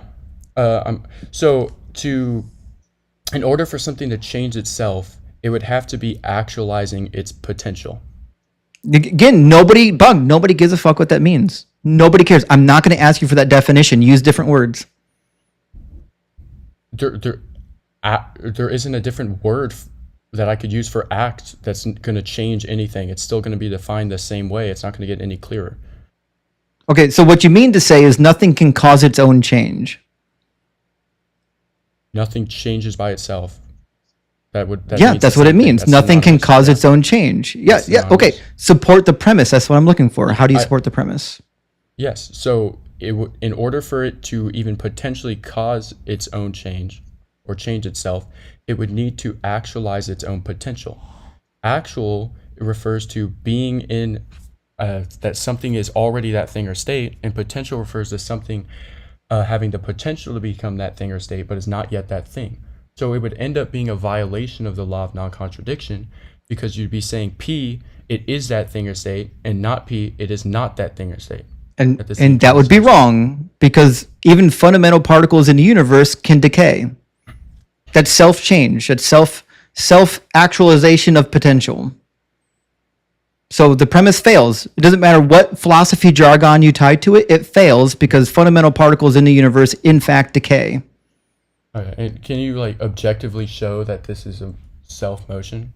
Do we know for sure, or is it No, just what we it's not observe? it's not motion, it's decay, it's change. Again, stop using the word motion. It doesn't fit the argument. Is this change? Is this something we just observe, or is this objectively provable that is something changing itself? It is. Yeah. Okay, and like, what's the objective grounding that this is something like objectively changing itself? Because unstable elementary particles, in fact, transform and decay because they're unstable. That's the nature of it. So yes, things do change on their own because they're unstable particles. Okay. And what particle, for example, like, is decaying, is changing itself? Like, is there a specific particle that you have in mind, or like specific? There's more than one. There's more than one. It's a well-defined concept in particle physics, though. Like, you can go to leptons, baryons, bosons, a bunch of fundamental particles decay. And like within quantum physics, right? Is this decay? It's completely by its own, by the particle by itself, or does it happen in accordance to like certain conditions or frameworks or systems? No, it's internally unstable. Okay, and are there are there parts of this particle within itself that are internally unstable that cause the decay? A particle is the smallest unit of thing. There's no smaller particle inside of a elementary particle. That's why it's elementary. Okay. Or fundamental. That's why it's a fundamental particle. Yeah, and can you once again, can you provide like the objective grounding that it's this particle by itself decaying? Objective grounding. Well, once again, like with science, I love that they can't use real words. I think we can both agree that when it comes to science, things as we get smarter and progress, especially technologically, we learn, and some things that we expected to be a certain way previously change. As we get smarter and have better tools to work with, as we see with like the shape of the Earth, the orbit of the solar system, etc. I'm asking, how do we know that's not the case with this, and that it's actually, this is fully the way, and it's not something that could change in the future? I have literally no idea what you're asking. What we know from particle physics is that particles decay. It's just a fact of physics. And our understanding of this cannot change or adapt at all. Listen, if we find new information, we'll adapt our understanding. But all the data we have right now shows that is the case. So it's not objective. This case is not objective that it's moving itself. It's just based on what we've observed at the moment and the information we have to us at this moment. Well, what I'm saying is we have observed particles decay. We know that it happens. That's what I'm saying. I would argue then that, as from what we understand with the law of non-contradiction, it being a self-evident truth, that it couldn't be a violation of the law of non-contradiction. It is just something that's more of a human limitation. No one cares about the laws of non-contradiction here. We're talking about whether or not particles decay, and they do. It's just a fact. The law of non-contradiction is relevant here because it's relevant. He can't stop himself. It's relevant in the case of something changing itself and why it's not possible. Well, then the law of non-contradiction is wrong on the quantum level, which is what I said at the beginning of the conversation. The laws of logic go fuck all when you get to quantum physics. They don't work in quantum physics. They just don't. They only work in the material universe that you and I are interacting with. That was the beginning of the conversation. So to even state that they don't apply to the quantum realm requires the law of non-contradiction to be true for that statement to make sense and be rational. No, it literally wouldn't. If you're saying that's true, that's the entire point. Is the world that we live in. The law is not something to be obeyed. The law is a description of reality. And it just happens to be that it only describes reality on the non-quantum level. Particles decay. That's a fact. That's a fact of quantum physics. Okay. It doesn't matter what you believe about the three laws of logic. That is a fact. Okay. So the reason it's self-evident here is because it's not self-evident. It is true that it's not. You're making a true statement. It's not self-evident. You are making a true statement that you believe it's a fact. He can't help himself. This happens in quantum physics. Is that It is. It's a fact that happens. Yeah. which means that it's false that you believe that it is not a fact. There's a distinction between true or false here. If the no, what reason I'm the saying law is of that- contradictions of We'll try this is again, a Bug. The reason self-evident- why I'm saying you're not listening to what I'm saying. What I'm saying is this law of logic, the three laws of logic apply to the material universe that you and I are capable of observing. That's what it applies to. What's your They aren't justification for that? they aren't universal to, in fact, quantum physics, and they don't exist transcendentally. They're descriptions. They're not transcendental laws that the universe is obeying. They are descriptions of how the world around us works. We invented them. They're a language that we invented. And so when I say that this law only works in the material universe, but it doesn't work in quantum physics, I'm not contradicting anything. I'm just saying there is a space in which the laws of logic work, and there's a space in which they don't work. And they don't always work on the quantum level. They just don't. You don't have to like it, but it's true. It's already been proven. It's not even a question in quantum physics.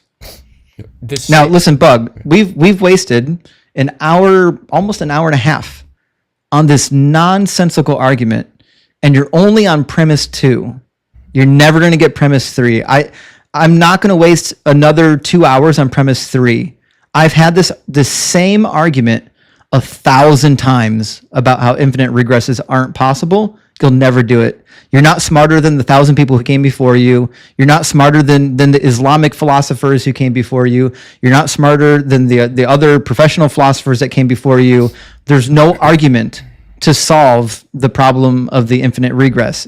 There's no reason to say that they're impossible. So first of all, you can't get premise number 2, and you'll never get premise 3. Therefore, this argument, this premise 1, premise 2, premise 3, conclusion number 1, this argument that you've laid out, I'm done with it. It's not going to work. And I'm not going to spend any more time on this discussion. I want to move on to discussions that our audience actually cares about. And they've been asking me for an hour to move on to the next guest. So I'm going to move on to the next guest. But thank you for at least being kind. Yeah, of course. I gave you a lot of shit. I even made fun of you, and you took it really well. Of course. Appreciate it, brother. Thank you for having me up. All right. Cheers. Keep searching. Okay. So let me explain something to you. Okay. Cheers. Keep Have a good searching. Let me explain something to you guys. I will. So here's what I've been trying to explain to him with the self-refuting thing, real quick. So the thing is, make the statement he's making that the laws of logic don't apply to quantum physics is a self-refuting claim. Here, let me turn off my screen real quick just so I can log on to Google. And make a Google Doc for this. Okay, look. So he's making the statement that laws of logic don't apply to quantum physics. Okay. This is self-refuting because for you to make this statement, it assumes that there's logical coherence. Now, what do I mean by that? I mean that this statement is meaningful and not both true and false. It is true that you believe that the laws of logic don't apply to quantum physics. If the laws of logic, for example, like the law of non-contradiction, was not actually true and this contradiction could exist, then it'd also be simultaneously false that you believe the laws of logic don't apply to quantum physics. Which means that any rational and coherent conversation is completely thrown out the door because there's no difference between you. There's no distinction between you saying that you believe this and that you don't believe it. It's both true that you believe and don't believe this statement, despite the fact that you said this. Any rational conversation is completely thrown out the way. It's thrown out the door. It's completely incoherent, right? And even then, if you're allowing irrationality and meaninglessness to exist, then no statement, including the person that's making it, can be trusted or coherent. saying that things can be irrational and not meaningful, like uses language and concepts and the laws of logic, etc., for that statement that you're saying things can be irrational, not meaningful, to make sense. All that statement presupposes the laws of logic being true.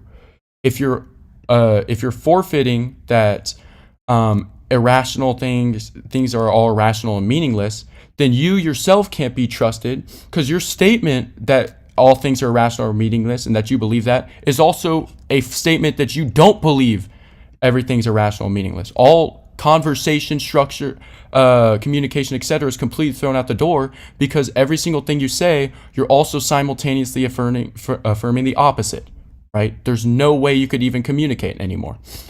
On top of that, it even gets crazier to, for example, the computer I'm typing on. This computer is also simultaneously not a computer, or this computer exists and at the simultaneously doesn't exist. Do you see how everything, like the entire universe, just becomes completely irrational and silly, right? See how it just doesn't make sense? That's what I'm trying to explain to him. And sorry. And I hope he understands now. I hope he eventually understands what I was trying to say. This is what we call a self-evident truth. Now, what is a self-evident truth? A self-evident truth is a truth in which denying it requires it to be true, or the denial is an affirmation.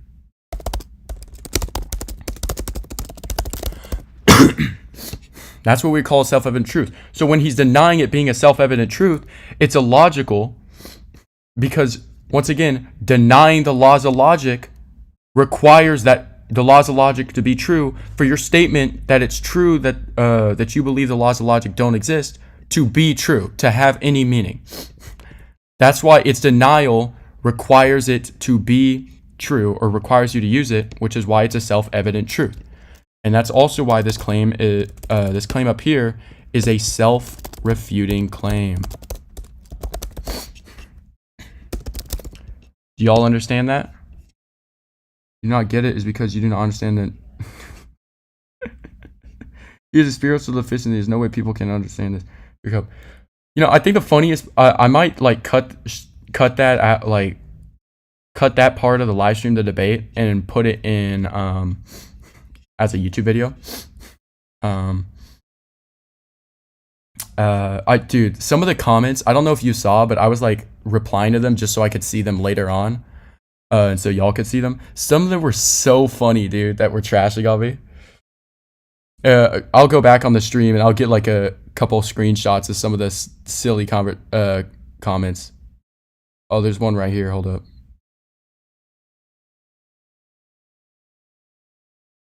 Where is it? Hold up.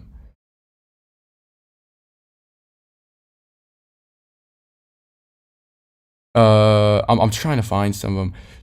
There was some funny ones, but yeah. What are you saying? Hold up. I saw you say something. He's a total self. Seems like this should go without saying. I don't get how people can be so dumb, but I appreciate you explaining this, buddy. Yeah, of course. And you'll notice this. I say this all the time. Even if you get absolutely destroyed, or you don't know anything you're talking about, your viewers will always glaze you. Do you notice, like, those people? There was probably 400 people in that live that were all glazing him and acting as if I was a moron or being unclear. And by the way, I was trying to challenge him on this. Great rhetoric. Like, if we look up what is great rhetoric, that's what I was trying to point out. The art of effective and persuasive communication, accompanying the skillful use of language to inform, persuade, or engage in an audience, right? Great rhetoric would include communicating clearly, being intellectually honest, not being fallacious, defining your terms when asked. This is examples of great rhetoric. He is saying I'm having bad rhetoric, which means I'm not communicating clearly, And specifically, he's not accusing me of doing this. He's accusing me of being intellectually dishonest, and I'm like not being clear on my definition for terms. Now, as I said maybe 45 times in that live, I said if you don't understand a term, I will just tell me and I will gladly define the term for you so that we're on the same page and clear. And also notice how he was committing a straw man. He, towards the end of the conversation, he said that there was a disconnect with the word motion because he was using motion in the sense of like the dictionary definition, and I was using motion in this definition, and I was using motion in the sense of like how I defined it as change in the move from a state of potential to actual, right? And that was the disconnect. This was him unintentionally admitting to strawmanning me because earlier in the debate, I'd said, like, have I not been clear on the definition of motion? I'm defining motion as the move from a state of potency to act. And he cut me off and he says, I understand that. I know that's what you're defining that as. So he actually unintentionally affirmed that he was intentionally strawmanning me and intentionally using the dictionary definition of motion, despite clearly knowing that I wasn't referring to motion in the dictionary definition, but was referring to motion as the move from a state of potency to actuality or act. So he literally just self-reported that he was intentionally strawmanning me. And then he claims that I'm being unclear, despite the fact that when I asked if he could give me an example on like a term that could be unclear, that I was being unclear on or not defining, he couldn't.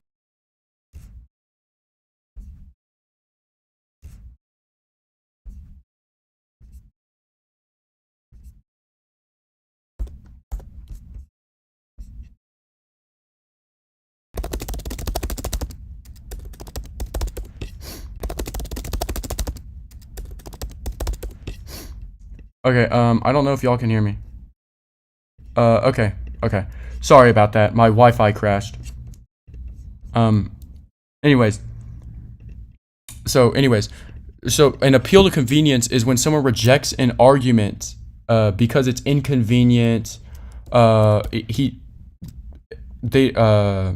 it's tiring, tedious, etc., right? That's what he was committing, right? By saying that he doesn't feel like asking for definitions is an appeal to convenience. It's not me being intentionally unclear. It's more of an act of laziness or not feeling like debating that, right? Also, I would argue that this is something called he was committing something called anti-intellectualizum.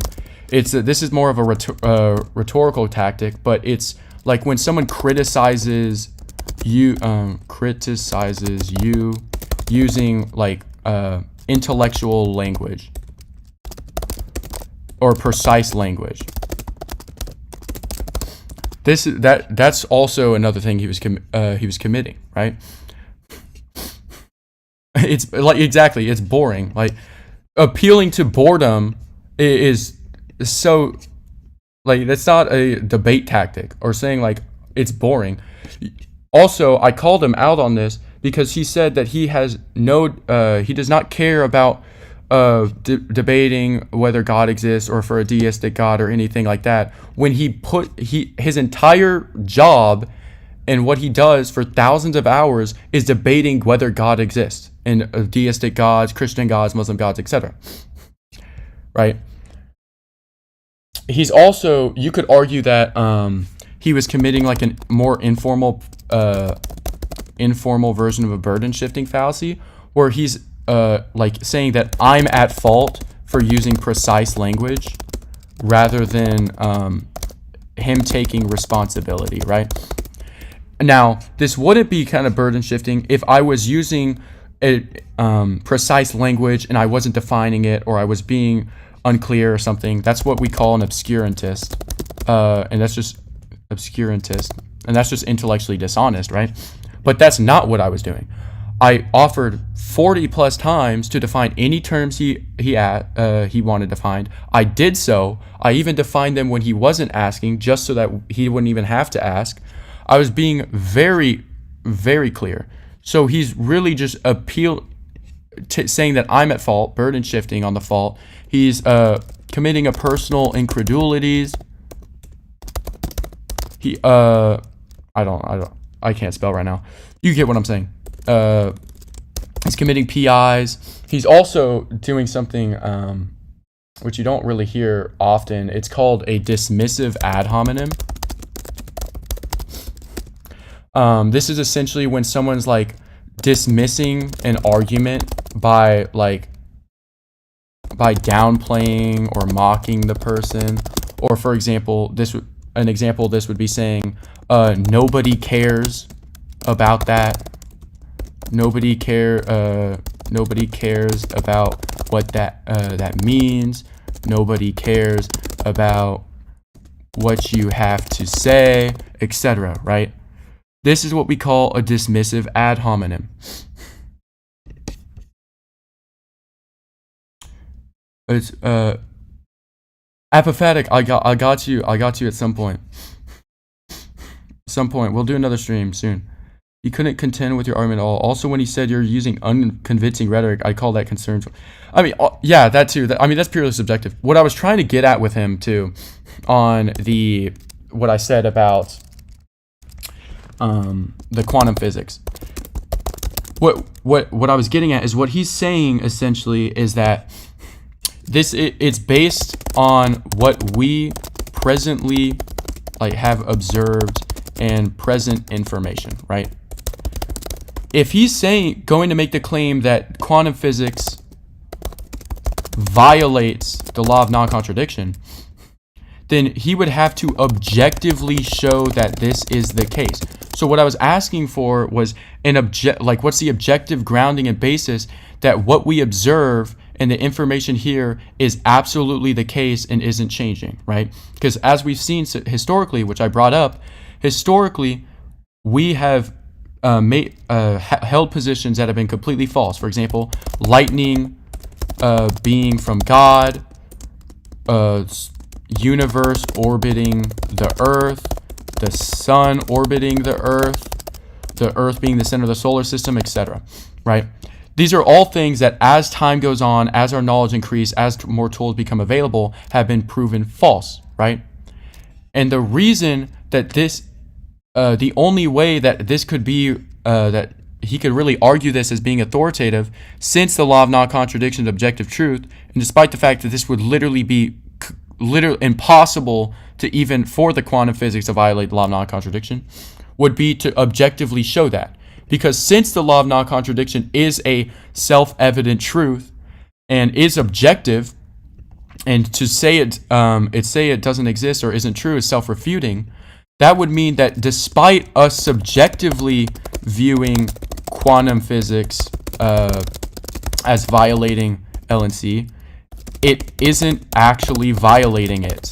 It just appears that way, right? It's just the grounding is purely subjective and based on what we presently observe.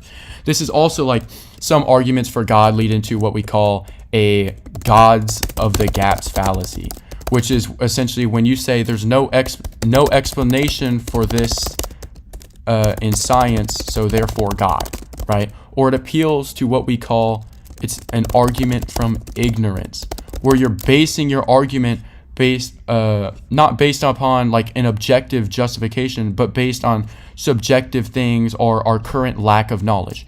Because our current knowledge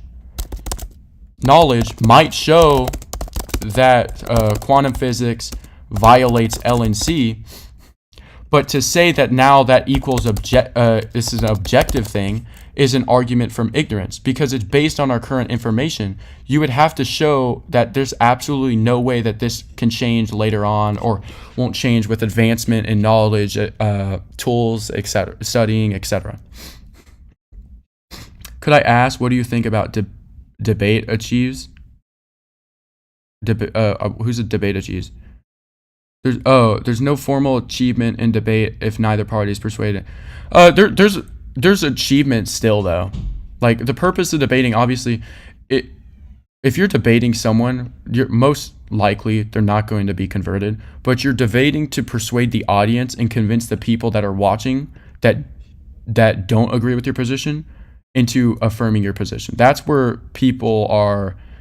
you see people are converted from, especially if you go to like big debates and like YouTube comment sections. You could see this where people are formerly Muslim and say like, this debate opened my eyes and caused me to pursue Christianity, become Christian, those types of things.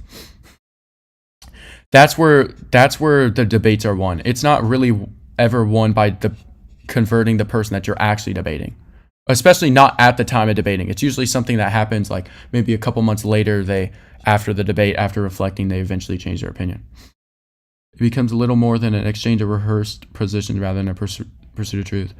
For one, change the viewers understand what a good and bad argument is. Plus, it's fun. And then it becomes circular because no one wins, only content to be distracted. People still win. Like, if, for example, if I did bad and I got cooked there, like Christians that are watching could especially that look up to me or something like that, could potentially be persuaded to deconvert and become atheist or whatever because someone they look up to as knowledgeable got destroyed and had their arguments refuted and didn't do well. So I would disagree that debate's a useless pursuit.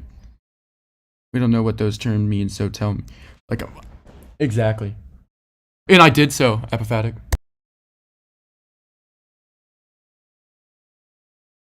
I gladly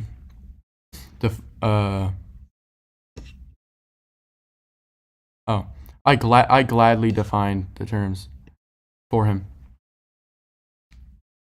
I appreciate it. Bill Hicks. Appreciate it.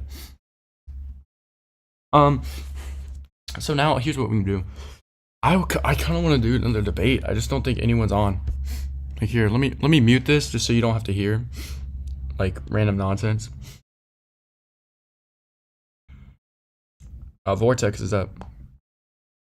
Can I scroll? Oh, perfect. Yeah. So I agree about deconversion, but what is the goal, really, sir? The goal ultimately is to spread the truth to as many people as possible and to the biggest audience as possible, so that as many people can interact with the truth, experience it, and potentially be converted. That's the general purpose. Some people, it's about ego too. My goal is just to represent the truth and represent God to the best of my abilities and defend the faith to the best of my abilities, so that as many people can be brought to the truth as possible. I don't really care about ego debating. Like, you'll notice even one thing, like common theme of ego debaters is if they lose, they do not admit it. Like, they could get absolutely cooked and then they refuse to admit it. If I get cooked, I'll admit it. I'll admit I got cooked. I've been cooked dozens of times, especially at the start. Now, not so much, but at the start when I wasn't as knowledgeable, I got cooked hundreds of times. But then I learned and got better. But yeah, like there's some people, a lot of debaters have an ulterior motive of like ego debating. Especially when you debate, like debaters, that I think the debating mortal sin, or the sin that most debaters fall into, is becoming like egotistical and having an ego and pride.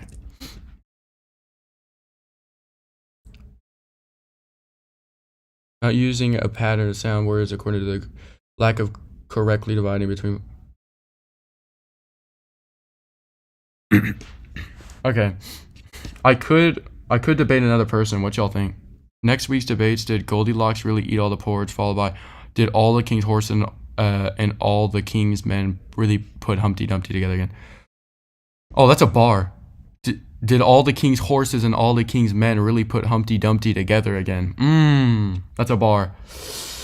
Likewise, but it really did not make a difference collectively, merely individually. However, the idea of showing others a better path than a religious cult, I am all for it. Okay, so should I debate again? What y'all think? Oh, y'all tied for XP. Appreciate y'all for watching. ALC Mario. Okay,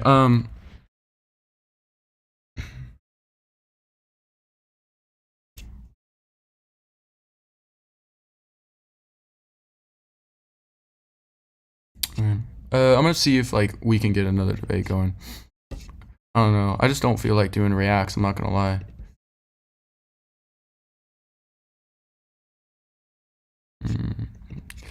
I just don't feel like doing reacts. I'm not gonna lie. I don't know about y'all.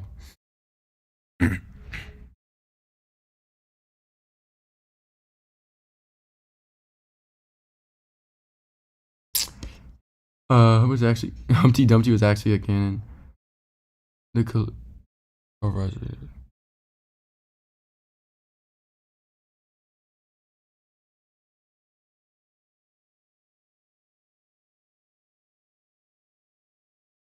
You know what? They're not gonna let me up. Is this okay? Perfect. Still muted. Christians are for Christians. Why do you add to the biblical text or saying Jesus?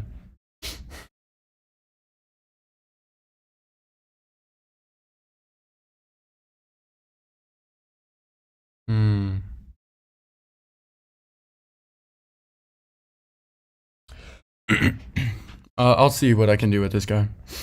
I like to talk to this guy. This intrigues me. Okay. Yeah. Hope y'all understood what I was saying here. Let's actually we can go over some other stuff here.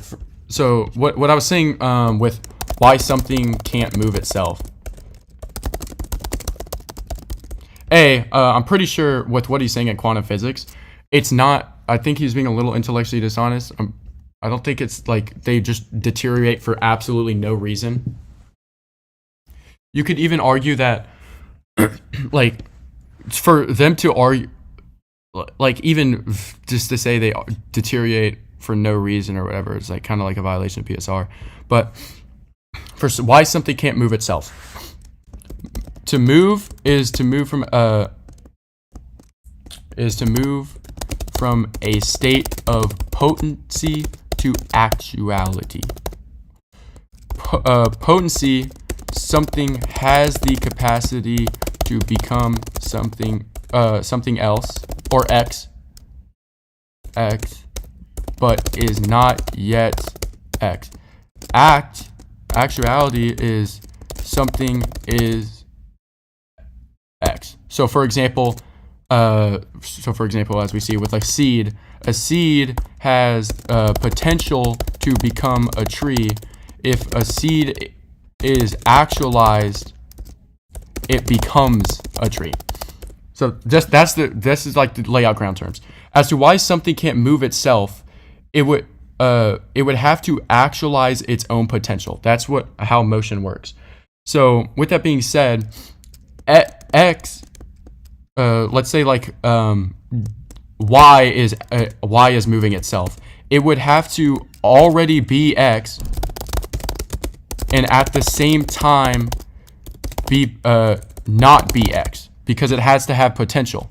So it would have to be actual to actualize its own potential, and for it to even move itself, it would have to have some potential to actualize. So it would have to be X, and at the same time not be X yet, which is a P and not P, right? P, it is X, not P, it isn't X.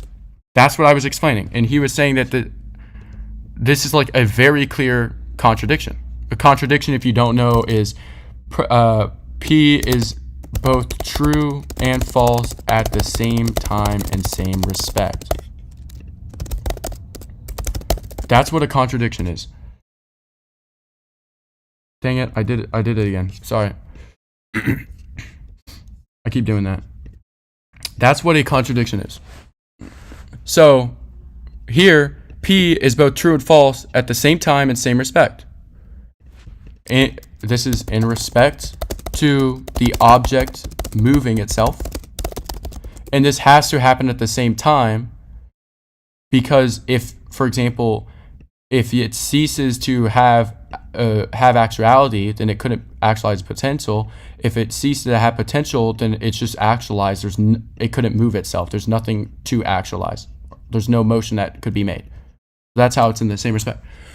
This is very clearly a contradiction. That's why it couldn't happen. Quantum is funny because all it is an agreed upon measure, i.e. not a thing in and of itself. Could I recommend the Trivium and Quadrium for you to read? I'll look into it. Sure. I'll actually write that down. Hold up. You said Trivium and Quadrium?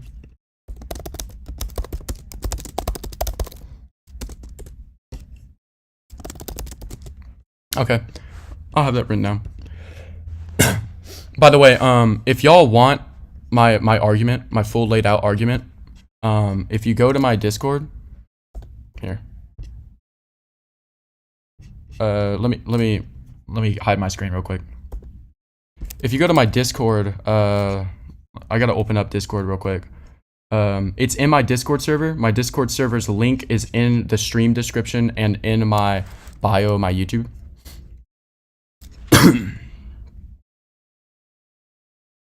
Okay. So you go here, join my server, and then you go to sources bug lifts all. You click on this. I'm just hiding this just in case it like doxes me. Okay. And after that, it opens up on the Google Doc. I constantly update this. I will even update it after this stream just to optimize some stuff. Like I want to add, a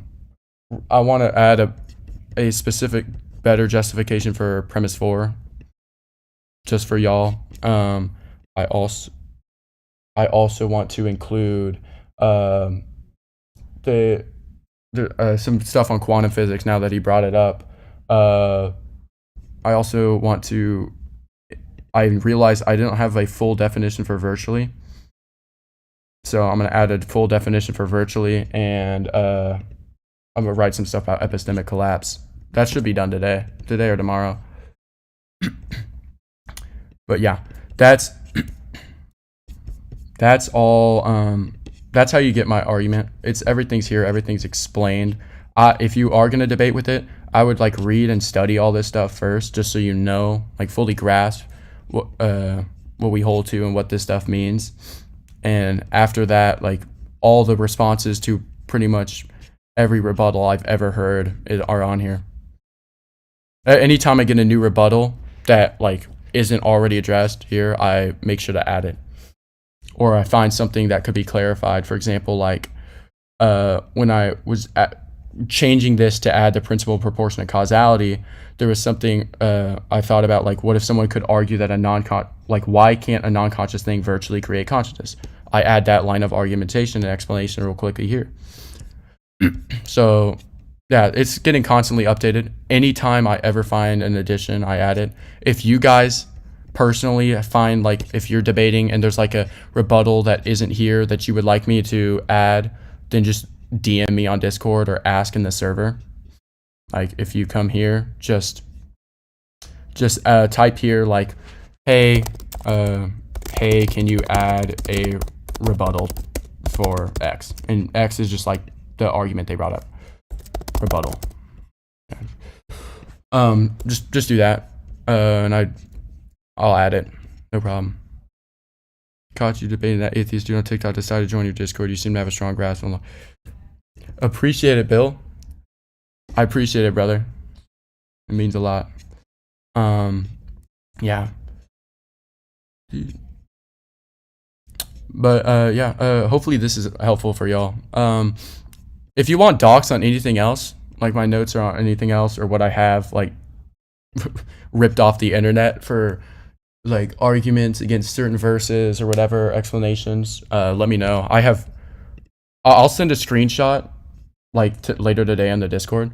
I have a actual pile, like it's probably like, I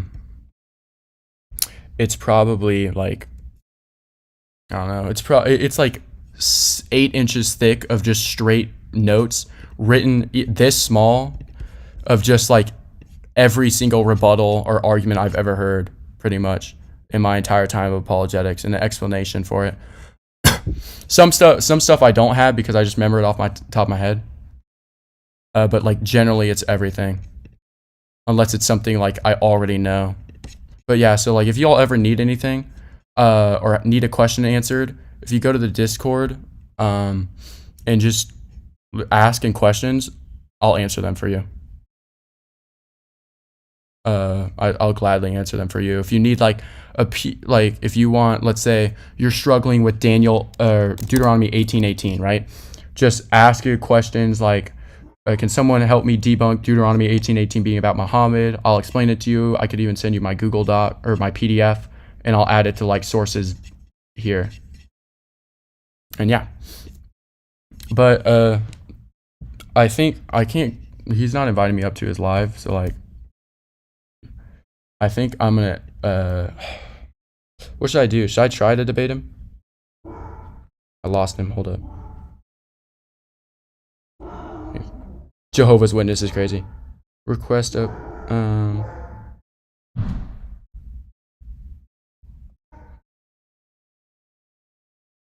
Sorry if my dogs are in the background. I'm sorry. Here I'll share my like. I have TikTok muted right now, just to let y'all know. But just in case you want to see, I'm trying to find a live.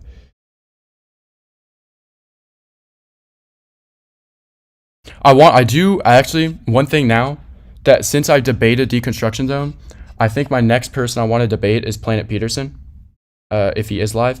I think Planet Peterson's like actually stronger philosophically, so like, it's gonna be a more interesting conversation. But yeah, I think he's gonna be next up. I'll definitely stream that. He's just got to be streaming when I'm streaming, kind of like how Destruction Zone is. I'm not gonna debate him off stream.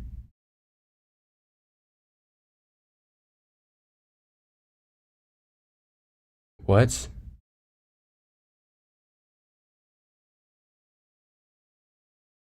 Oh, that's conversation a long time ago. I don't know if I would hold that position. That's literally a year ago. I don't hold that position anymore. I think it's actually possible. That's literally a year ago. That's crazy. What are your views on Talon Law and the body is probably who said it? Oh, Bill got off. God bless Bill. Appreciate you tuning in. Next, you know, that'd be funny if I got a lot bigger. If y'all wanted me to, I would actually do like a troll debate. I would debate Goldilocks or something. If y'all wanted to see that.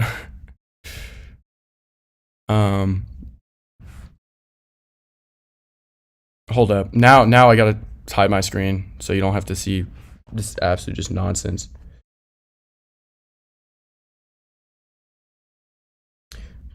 Christ, it is a cold and Mary.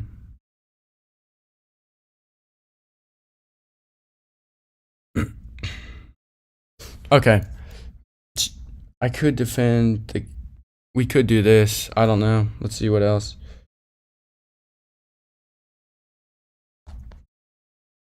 See what else we got.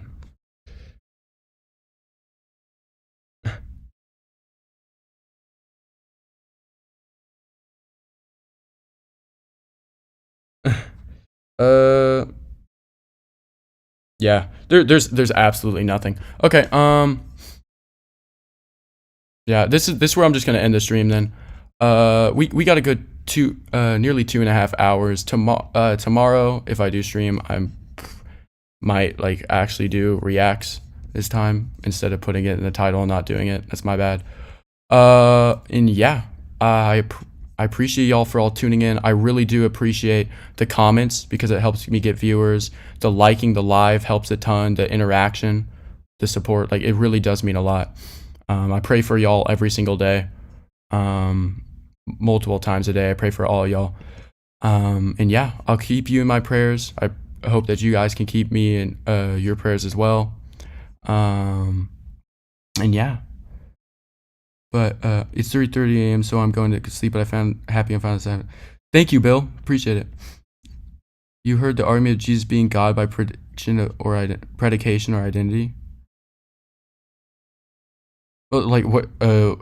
There's like a million of those. Like what you could lay out the syllogism. TMH, if you want to talk about that, I'm gonna be on my Discord.